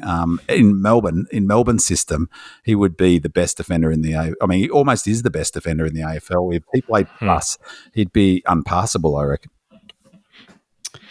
A goal tech review. Something El Diablo 14 says something that keeps bugging me week in, week out. When's the AFL investing more than $100 in technology? Shocking that in this day and age, the score review is as amateur as it can be. And well, we're all waiting for them to test and roll out the ball and tech line tech technology. But until then, we're just going to have to put up with these terrible camera footage that's shockingly only available on the goalposts and not on the goal and point posts. There was in the Collingwood game, there was a mark that was marked, I reckon, over the line between the goal and the point post, and they just don't have that technology to show that camera angle, and that would have shown that it was over the line. Goal umpires are like frightened kittens and don't want to make a call. You have that boundary umpire who's right on the spot on the boundary line, not calling a mark that was virtually marked in the third row and was called inside play. George, good quickly, because I think we talked about last week. It's just all games. Just I think, what more can you possibly say? It's incredible that they can't put another camera in the point posts. Why do we have to keep looking from one goal post through the padding to see whether it's over the line or not? Just put another camera in the point post, another camera on the other side of the goal post. It's not that hard. And cheap. And cheap, yeah. And as someone on Demonland pointed out, they said, I'd like my GoPro back from the AFL, please, because the quality of the stuff they're producing is quite frankly second rate. And given this is $1 billion industry effectively now, it's just ridiculous that they can't come up with something as simple as that. Yeah, put my pie and Coke money that I pay each week towards that. It doesn't give me much confidence that they're going for this high-tech microchip in the football when they can't put a camera in the goalpost like the cricket have been doing for 20 years probably. They've had cameras in the goalposts in the wickets in cricket, haven't they? The Snicko and things like that have certainly been around a lot longer than exactly. I've said this will be the first time I'll say it this year and probably the last, but there's a simple solution, and in all seriousness, I just don't understand, or I do, because I just think the AFL have got an investment in this drama. I honestly think that they don't sort things out because bad news is good news and all of that. But for me, there's an obvious rules solution, and they should have done it when this was triggered by Hawkins kicking that the goal that was hit the post in that grand final, which is what triggered all of this. It's completely obvious is that they should just award a goal as long as it goes through the goalposts. Through the goals, so then it wouldn't matter if it just skims it or just touches. It wouldn't matter. It wouldn't matter even in the slightest. If it goes through the two uprights, it's a goal. And similarly, on the point side, if it goes through the point section between the goal post and the point post, it's a point. And if it goes on the other side of that, then it's on the full as it currently is. That would change nothing in the game. It would save millions of dollars. And it's all very well to talk. Touched. No, not if it's touched. I would still do touched, because that would be a change to the game. So touched would still be a point, and of course you'd still need your videos for that. But okay, but for the goalpost, then it would just take it out. Who cares? So if it, they can have why you can have the snicker meter. Oh, give me a break! It doesn't even work. They can't work out anything. This snicker meter. It's like anyone. What happens when 12 blokes who are 95 kilos run into the post and they're going to make a decision on snickometer?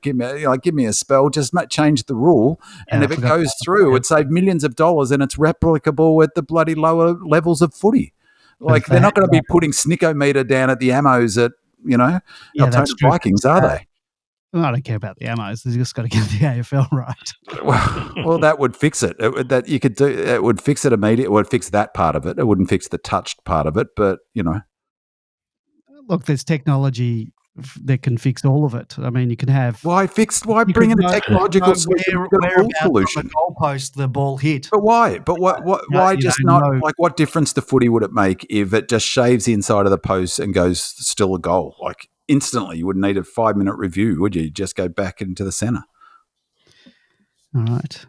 Sure. Just remember, Eddie Maguire's got an interest in the company that's promoting all the technology solutions. Okay, there you go. Yeah. That's why it's so gung-ho on. And they use the EPL as the example on that mic, but the EPL has all straight lines, doesn't have a curved boundary line, and the football itself is circular, not some stupid oblong shape. But it's like, when it goes through the posts, it doesn't matter whether it hits or not. It's a goal. Exactly. Blind Freddie can tell whether it goes through the posts.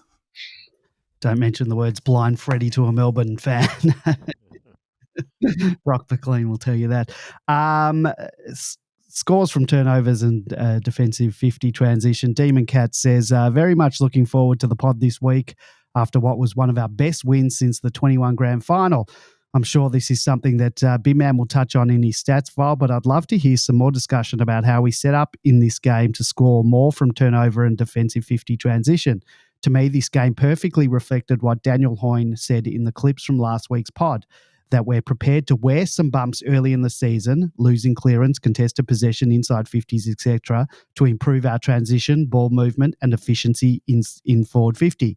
And I think we perfectly saw the risk-reward element of that style of play, letting Port dominate possession and have more shots on goal, but putting ourselves in a far stronger position to score on the rebound. One stat that we did win was rebound 50s. While it will take some getting used to, I think this is a necessary aspect we need to add to our game in order to take that next step, hopefully come September. But I would love to hear what you all think. Go D's. Viper Crunch says, just wondering if our stats guru Bimang can comment on David King's latest buzzword, the punish. I'm not sure when he first raised it, but he spoke about it several times on Sunday's first crack. And although I haven't had a listen yet, I will expect he will dive into it again today in the means test with Waitley. Seems to be all about how crucial it is to score and defend after turnover. Cheers, guys.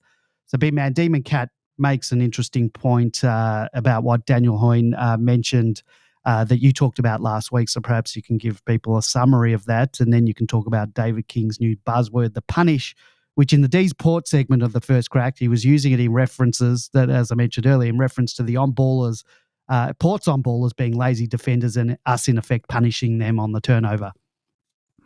So the short version of Hoyne's sort of thesis, I guess, was that the game now is shifted quite considerably from 4 or 5 years ago, that the D's played a model under Goodwin, very straight line. We were the team that went straightest towards our goal from on transition, time in forward half being the key metric, like I was saying in the stats file, and number of inside 50s. When we played well, we dominated in those two stats in particular. Hoyne's thesis is the game is changing and has changed significantly to become the critical.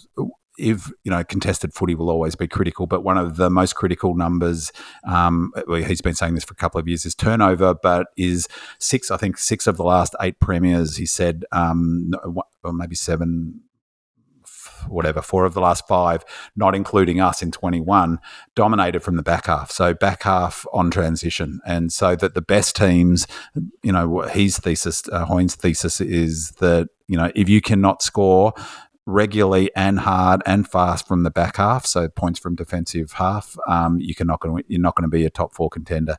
He argues that there are a number of clubs already who have demonstrated they're not, and he talked about Melbourne retooling essentially to change our method to become a back half team. Collingwood, of course, are the most famous of the most well known of the back half teams, and they won a flag on it. It's the model McRae brought in, fast transition from the back half, still important to get the ball forward. It's still territory being important, but just not as important as under the Melbourne method. There's no question, as I talked about in the stats in the red and blue print, is that's what we're changing to. And I think we saw it in this game. This was the perfect example of this new method. However, I will say that this game also showed the sort of holes in this method, because it's under high pressure. Every time you link up by hands is an opportunity for that chain to break. And we saw that a number of times under real heat, that finals like heat, that, becomes difficult to transition the ball, to link up. Every time that you go for a corridor kick, for instance, with a high-risk kick, it's harder under pressure of finals like intensity. I thought we implemented that game plan brilliantly on Saturday night, better than Port. Port are the best at the business in it. I thought we moved the ball really well. It really depends, though, on having the players to be able to, hit 70% of those high-risk kicks, for instance. So George noted the importance, I hadn't really thought about this, the importance of T-Mac playing down back. Well, it's critical that he's hitting 100% from the back half, because that's where logically, obviously, that's where your back half transition starts with those defenders. If he's hitting 100% of the targets, and that may well be a key reason he's in, not Tomo, is that Goody's more confident of T-Mac hitting a difficult high-risk kick to the corridor than Tomo, for instance. That's what triggers it. That's why Judd's playing at halfback flank. It's really interesting to hear in the Brisbane game. Brisbane smashed Collingwood for inside 50s in that game.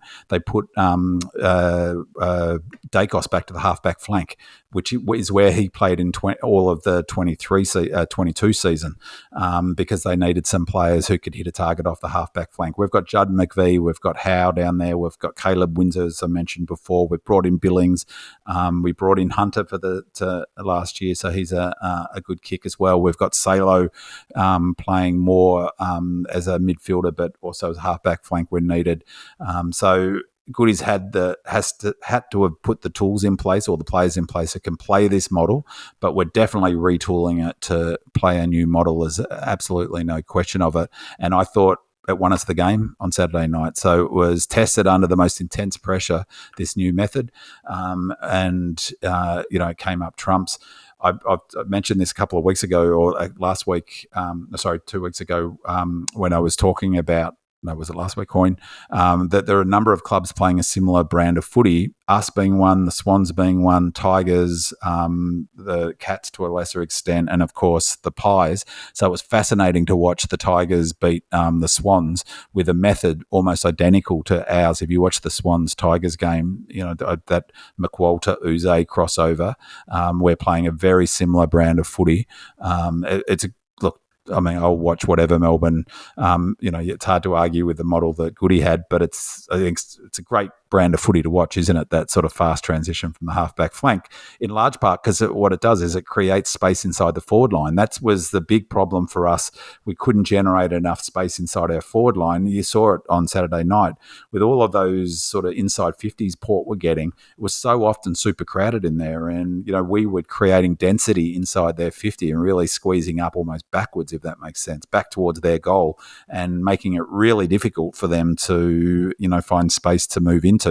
The opposite for us, we had lots of space to move into, and even those goals to Fritter was all by himself. That when Windsor picked him out, Langdon was all by himself. The goal Nibbler kicked, his second one, where he had a direct corridor all the way to goal because we moved the ball quickly. It's certainly it's a more fun game to watch as a spectator, that's for sure. The other interesting thing with Bin Man is the effect on Brisbane with the loss of Coleman, who's massive. Their man who starts everything, and the effect is actually up the field that Hipwood and Danaher did absolutely, completely and utterly nothing this week because the ball didn't come in quickly and freely. You can't kick goals these days at the top level without that fast movement. Yeah, exactly. And you're totally right. And suddenly you take just shows how important one player is, because you take him out of it and they're generating nothing from the halfback flank. And suddenly they look a bit plotters, don't they? They're not. Their lack of leg speed starts to become a problem. And but really that's a really good point. And then Hipwood isn't a player who's going to take many contested marks. He's a player who needs to get the ball out in front of him, running into space. And they have not been getting any bounce off halfback flank. And he's been he's basically doing nothing. There's a good chance he'll get dropped this week, for instance. And then come back against the D's the next week. A bit of flare up of MFCSSS there, just like herpes. Leave it to Diva. Says, how good was our kicking a goal? What was the best goal? Vintage Fritter to open our account. A&B's confident shots. Big Maxi's big bomb from 50. Jack Viney in his 200th weaving past Port players, Matrix style, as if to say, I'll just do it all by myself. Sparrow's kick from nowhere, a record for getting ball to boot. Big Benny Brown's curling ripper from the pocket, reminding us all that Big Benny is back. Kozzy's effort, that this gets bonus points because the Port defender decided to mark it on the wrong side of the white line. Fritter's second goal to seal the show, and then speaking some French to the Port fans. Surely it has to be the one from young gun Caleb Windsor moving like Michael Jackson to wheel around onto his right and put through his first major. Kudos to our coaching staff and players for reversing a horrible trend of inaccurate kicking at goal and at an unfamiliar ground as well. That's how you win games. Long may it continue. When you look at all those goals, we did kick a lot of miracle goals. George, do you have a favourite moment from inside our forward 50? I think they were all fantastic, but it was those real clutch goals, from Brown and Gawny and Fritter in particular. But as I think the last two quotes from Leave It to Diva were, that's how you win games. Yeah, straight kicking wins games, and we should know that as Melbourne supporters, and long may it continue. Yeah. This was great in this game. Let's hope that it continues next week, not just a once-off, but this was extraordinary for us, as Binman pointed out. Those kicks of Brown and the kick of Fritters and the kick of Gawns, it's lucky if they'd get 10% of those across the league, but in this game we got the whole lot of them. So, long may it continue. If you remember this time last year, early in the season, we were very accurate. We couldn't believe it, and then look what happened later in the year. You've definitely got MFCSS coming back. I think, guys. I think you need an inoculation of some sort. The other thing about our accuracy last year, though, that I think is that Fritter and our forwards weren't actually inaccurate. Particularly, it was our non-forwards who were missing. We were missing gettable shots from general play, not from our set shots. Fritter is, I think, the best set shot for goal in the AFL, and Benny Brown is probably, arguably, not far behind, if not better. So we've got two of the best shots for goal in the AFL. In our forward line at the moment. Kozzy's not bad either. So it's really the other players that Nibbler slotting those 2 goals. Track didn't get a goal, did he? I think it put one. So, yeah, I mean, it's really, but again, it's a bit about the game plan, because the thing is that if you aren't getting, with the back half transition model, you are more likely to be able to kick to a leading forward into space. So your forwards are therefore going to be getting set shots at goal.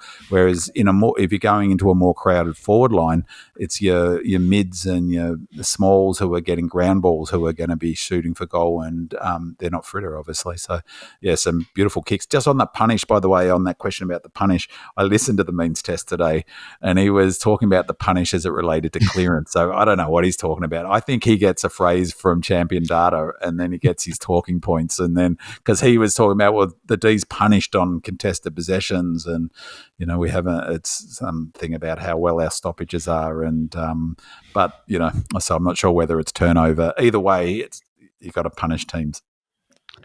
I'm amazed that Bin Man's listening to David King now. I thought you had a ban on media. Actually, I saw the question in the thinger, and so I listened this week, but I won't listen again. So okay, but I did listen to. We'll hold you to that. Yeah. Butters and Rosie at the stoppages. Royal Demon says, last time we played Port, I thought we were well beaten in the midfield, in particular with the way that we set up at stoppages. Butters and Rosie really shined that night and got the 3 and 2 votes. Butters had 41 touches. Did you guys notice anything we did differently on Saturday night? I don't think that Butters and Rosie were as damaging as they were last year. And you got to remember as well that it was wet, very wet last time we played them, and we don't particularly play well in the wet. B-Man, I imagine you've watched the replay and you said multiple times. Did you notice anything about? I mean, they're fantastic players, Butters and Rosie, but probably they weren't as damaging as last year. Well, again, I mean, I know I sound like a broken record, but I just find it so difficult, even on the replay. Like, I specifically, that's a coincidence, that question, because I was trying to watch for that to myself, thinking, well, Butters got a lot of the ball. What did we do? And I couldn't work out whether we put time into him. He wasn't that. He had. So I thought he had a good game. He inside 50s. He had 3 of them. I'm just looking at his numbers here. He had, they're good players. 26 disposals. But his player rating was 12.3. If you compare that to what I was talking about before, is by way of comparison, good. Nibbler had 24, so that is, as I said, a really good measure of impact. So he didn't have the impact he did last time. And what I'm less so Rosie, but I was just had to focus on Butters, is that if you look, a lot of his possessions are on the defensive side of the stoppage. So when he did win stoppage balls, a lot of them were on the defensive side, which is something that Goody's done previously, if you're going to lose, you lose to the defensive side. So I would have to look at it again, but I suspect 𝗟𝗋𝗄𝗋 was often hitting towards, so putting it towards our goal, forcing Butters to get his possessions on that side of the contest. So meaning that, he did a lot of that. We did a lot of that in 22 and 21, where even if we lost stoppages, their ball winners were getting it, but they were sort of either having to kick on an arc or, kick back over the pack, or, and so I'd like to go back into it, but I suspect, half of Butters' kicks were really not impactful. They weren't out the front of contests, and that's where you do damage.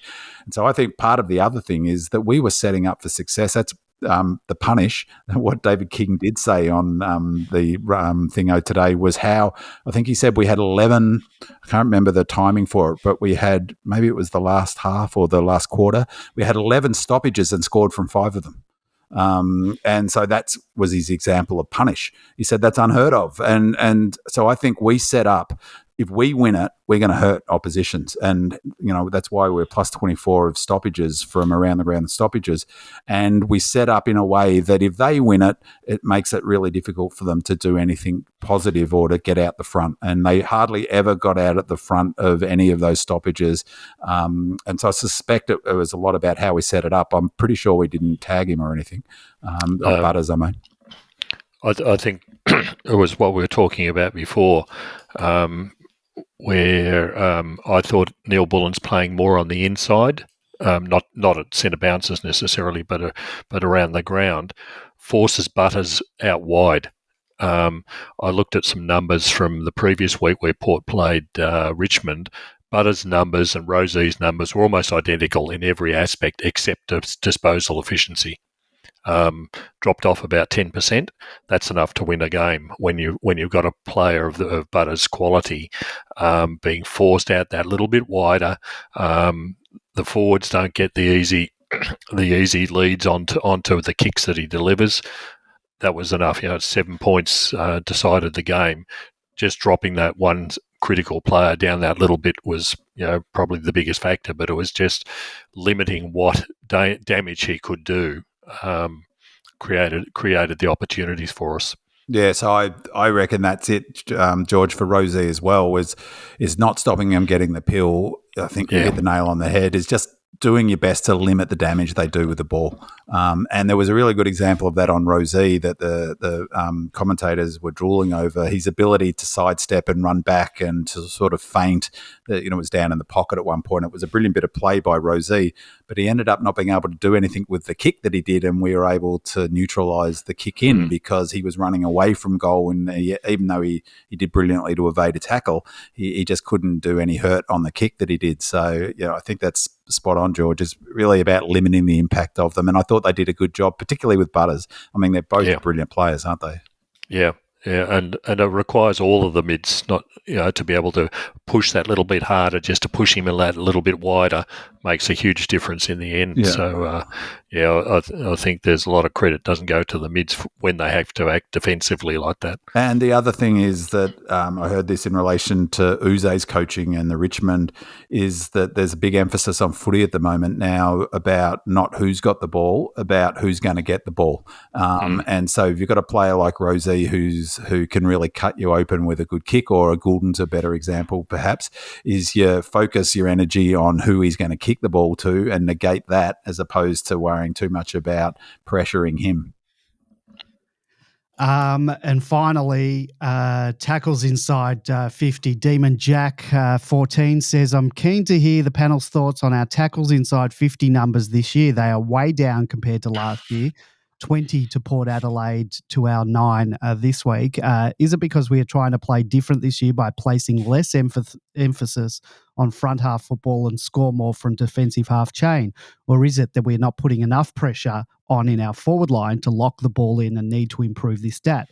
So as Demon Jack mentioned, we only had the 9 tackles inside 50 to 20. This year we're averaging 10.9 inside 50 tackles a match. Last year we averaged 12.2, 2022 11.3, and 2021 12.4. And whilst researching these stats, I saw that we only had 6 tackles inside 50 in the grand final to the Bulldogs 12.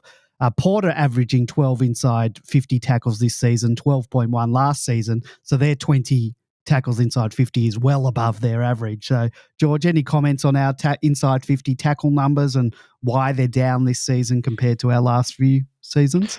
I think there's a couple of factors in play here. Firstly, it's the way that it's being moved in. You don't need to tackle if you're hitting a Benny Brown on the lead or a Fritsch on the lead, so that eliminates that.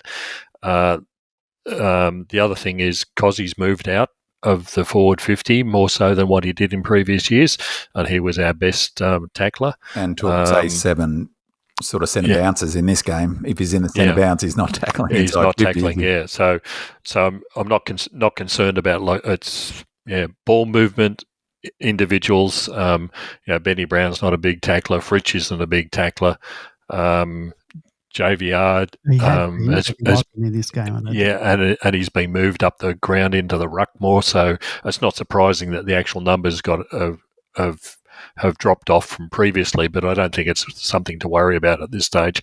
As has been said, the game has changed. And just statistically, I don't know if the inside 50 numbers, I just hypothetically, I'd be guessing we've probably got 20% less inside 50s than we would have. And so therefore you're going to have 20% less tackles inside 50, aren't you? Because it's inside 50 less often. And it's only one or that's just maths, Andy. It's one and a half less tackles in the end. So it's not like it's 5 tackles less or 10 tackles less. All right, let's get on to the bit of the 𝗍𝗄 game and then our changes and a preview of the match. Let's rip through the 𝗍𝗄 one. An undermanned 𝗍𝗄 team with only 9 AFL listed players with only one having played more than 20 games and the majority not having debuted at all. Took on Footscray, who had 15 AFL-listed players and a couple of players who had played well over 100 games. And Casey were a class above their performance last week against the Hawks, and had they not wasted many opportunities in the second quarter, they may not have lost the match by 14 points. Josh Schache kicked 4 goals. Matt Jefferson, whilst wasteful, with 2 goals, 3, and a few not making the distance, led and marked really well and showed some very promising signs. Ollie Seston was also impressive with 18 disposals, 6 tackles and a goal. Ruckman Will Varell had 25 hitouts, 19 possessions and 2 goals. Andy Menzies-Wakefield again pushed hard for selection with 23 disposals off halfback, as did Colton Tolstrup with his 19 disposals, 6 tackles and 6 marks. George, anything you want to add about Casey's game? It was an interesting contrast with the previous week against the Box Hill Hawks. Box Hill Hawks are obviously the benchmark for the competition this year. The fact that they, last week they had Lloyd Meek playing for Box Hill, and then this week he's playing for their AFL side as their number 1 ruck.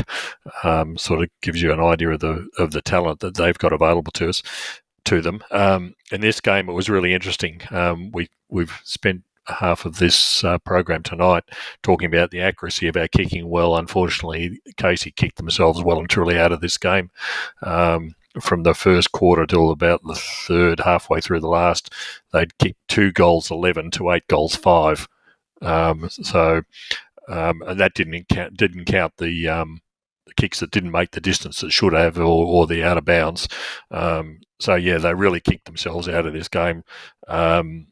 The Bulldogs had people like Lobb playing. I think he kicked 4 goals. 5 goals. Yeah, he's just too big for this level. James Harms was playing for them, and as you mentioned, there were a whole stack of other people. Jefferson was an interesting one for someone who barely got a touch the previous week. Last week. Well, he had 6 contested marks in the second quarter. It was just amazing. Yeah, but he kicked absolutely nothing with them. but it was a real. You'd be happy with 6 contested marks for the whole game. But everything that went near him, he marked. So hopefully his confidence gets up around his goal kicking, because that was pretty impressive.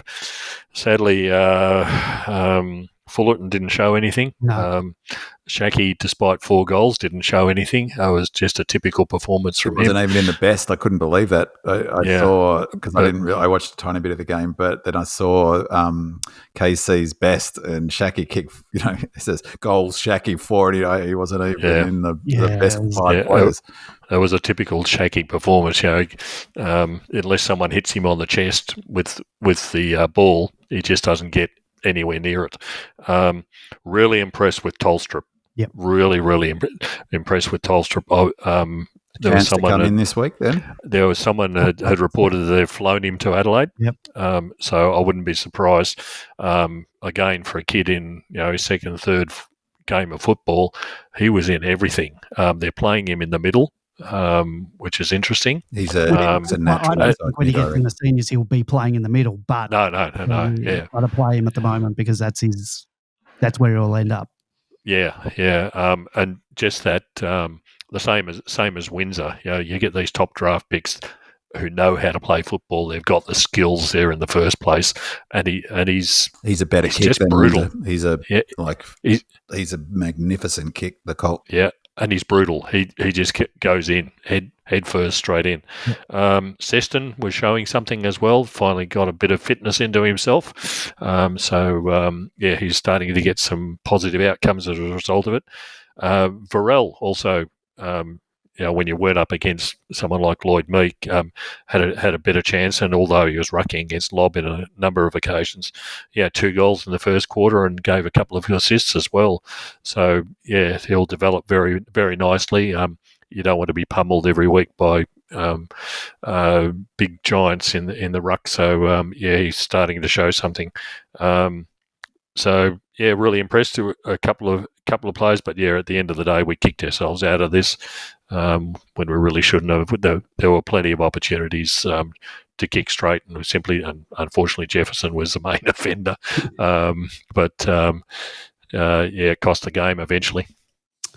All right, let's move on to our changes versus Adelaide. Before we get into the changes, though, we were lucky enough to have a Demonland track watcher, Bendigo Demon, attend a training session in Adelaide yesterday. And Singer says, gives a bit of a rundown of that. Shout out to the amazing Demonland track watchers in Victoria and now in South Australia.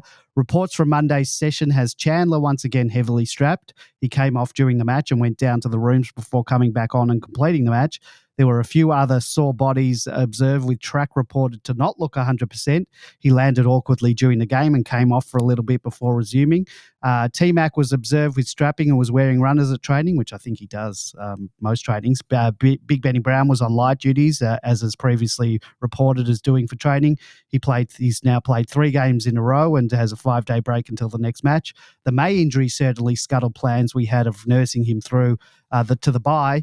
Then there's the news that Clary's hand will be x-rayed each week to monitor it, which is prudent, I guess.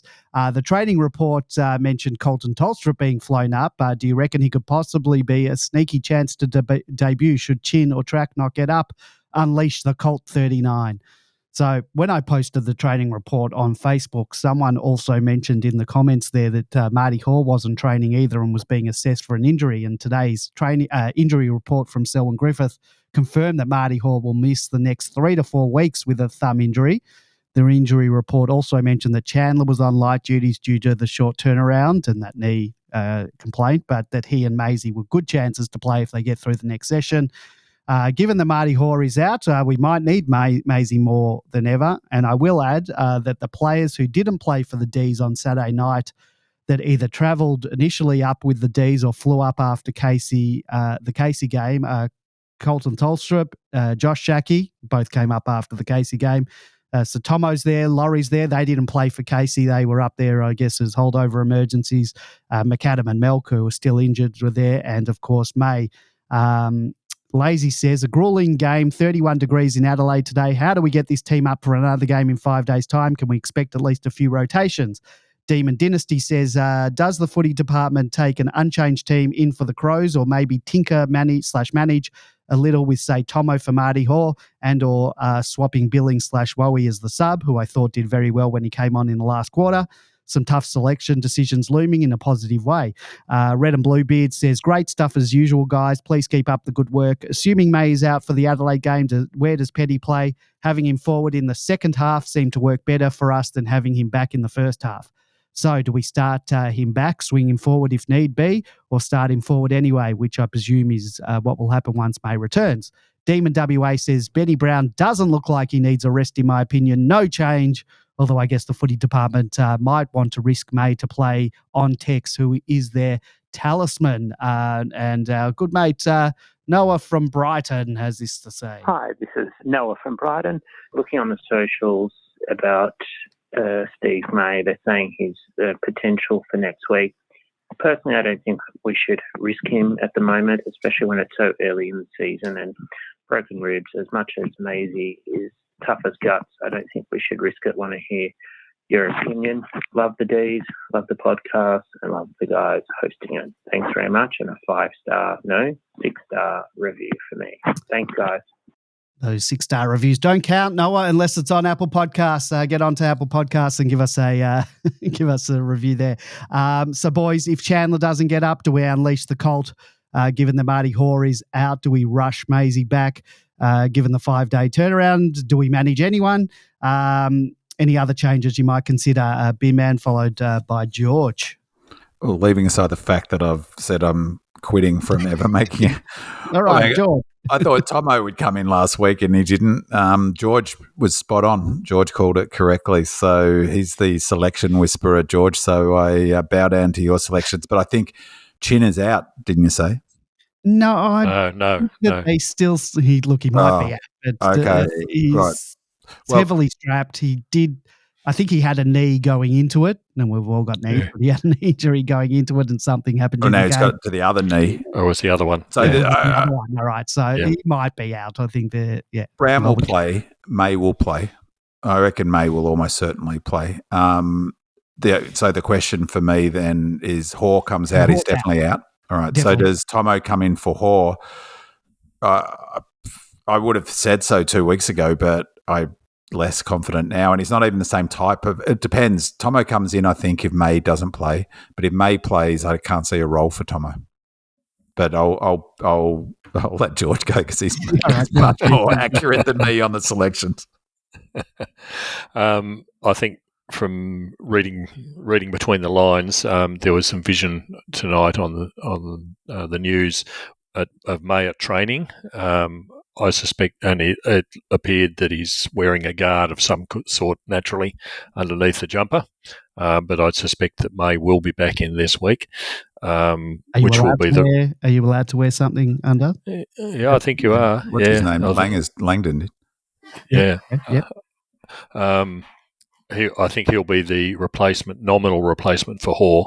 And then if he comes up against, even with bloody broken ribs, he will give Walker a complete bath in the form that Walker's in. He looks like he's moving slower than May with broken ribs. Yeah. So I think that'll be the easy one in one sense.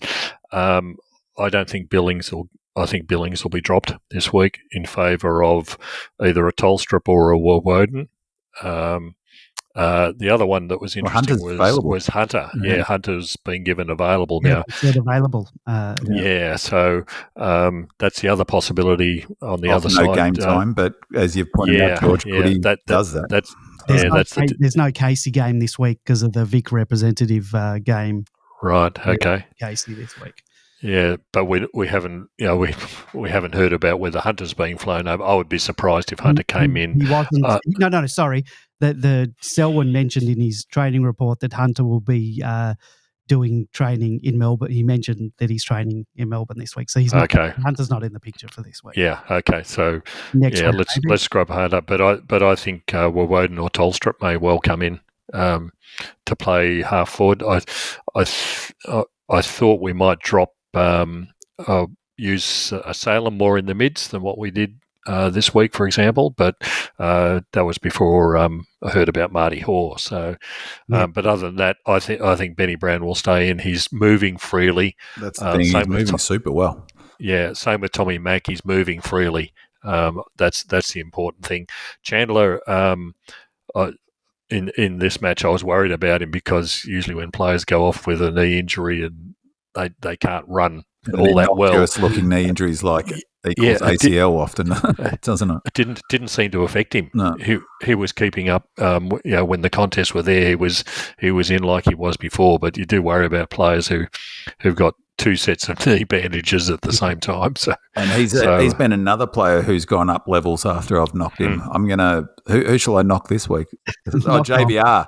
JVR. He's been playing terribly. So yeah, I think JV. We're seeing the effects of pushing JVR into the ruck as the backup. He's a young bloke and.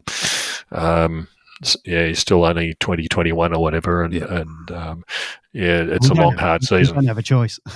We don't have a choice. We don't have a choice at the moment. No. If you don't, Jackie's not coming in. No. So yeah, May comes in, and one of 𝗟𝗏𝗀 or 𝗟𝗏𝗀, I suspect, in lieu of Billings.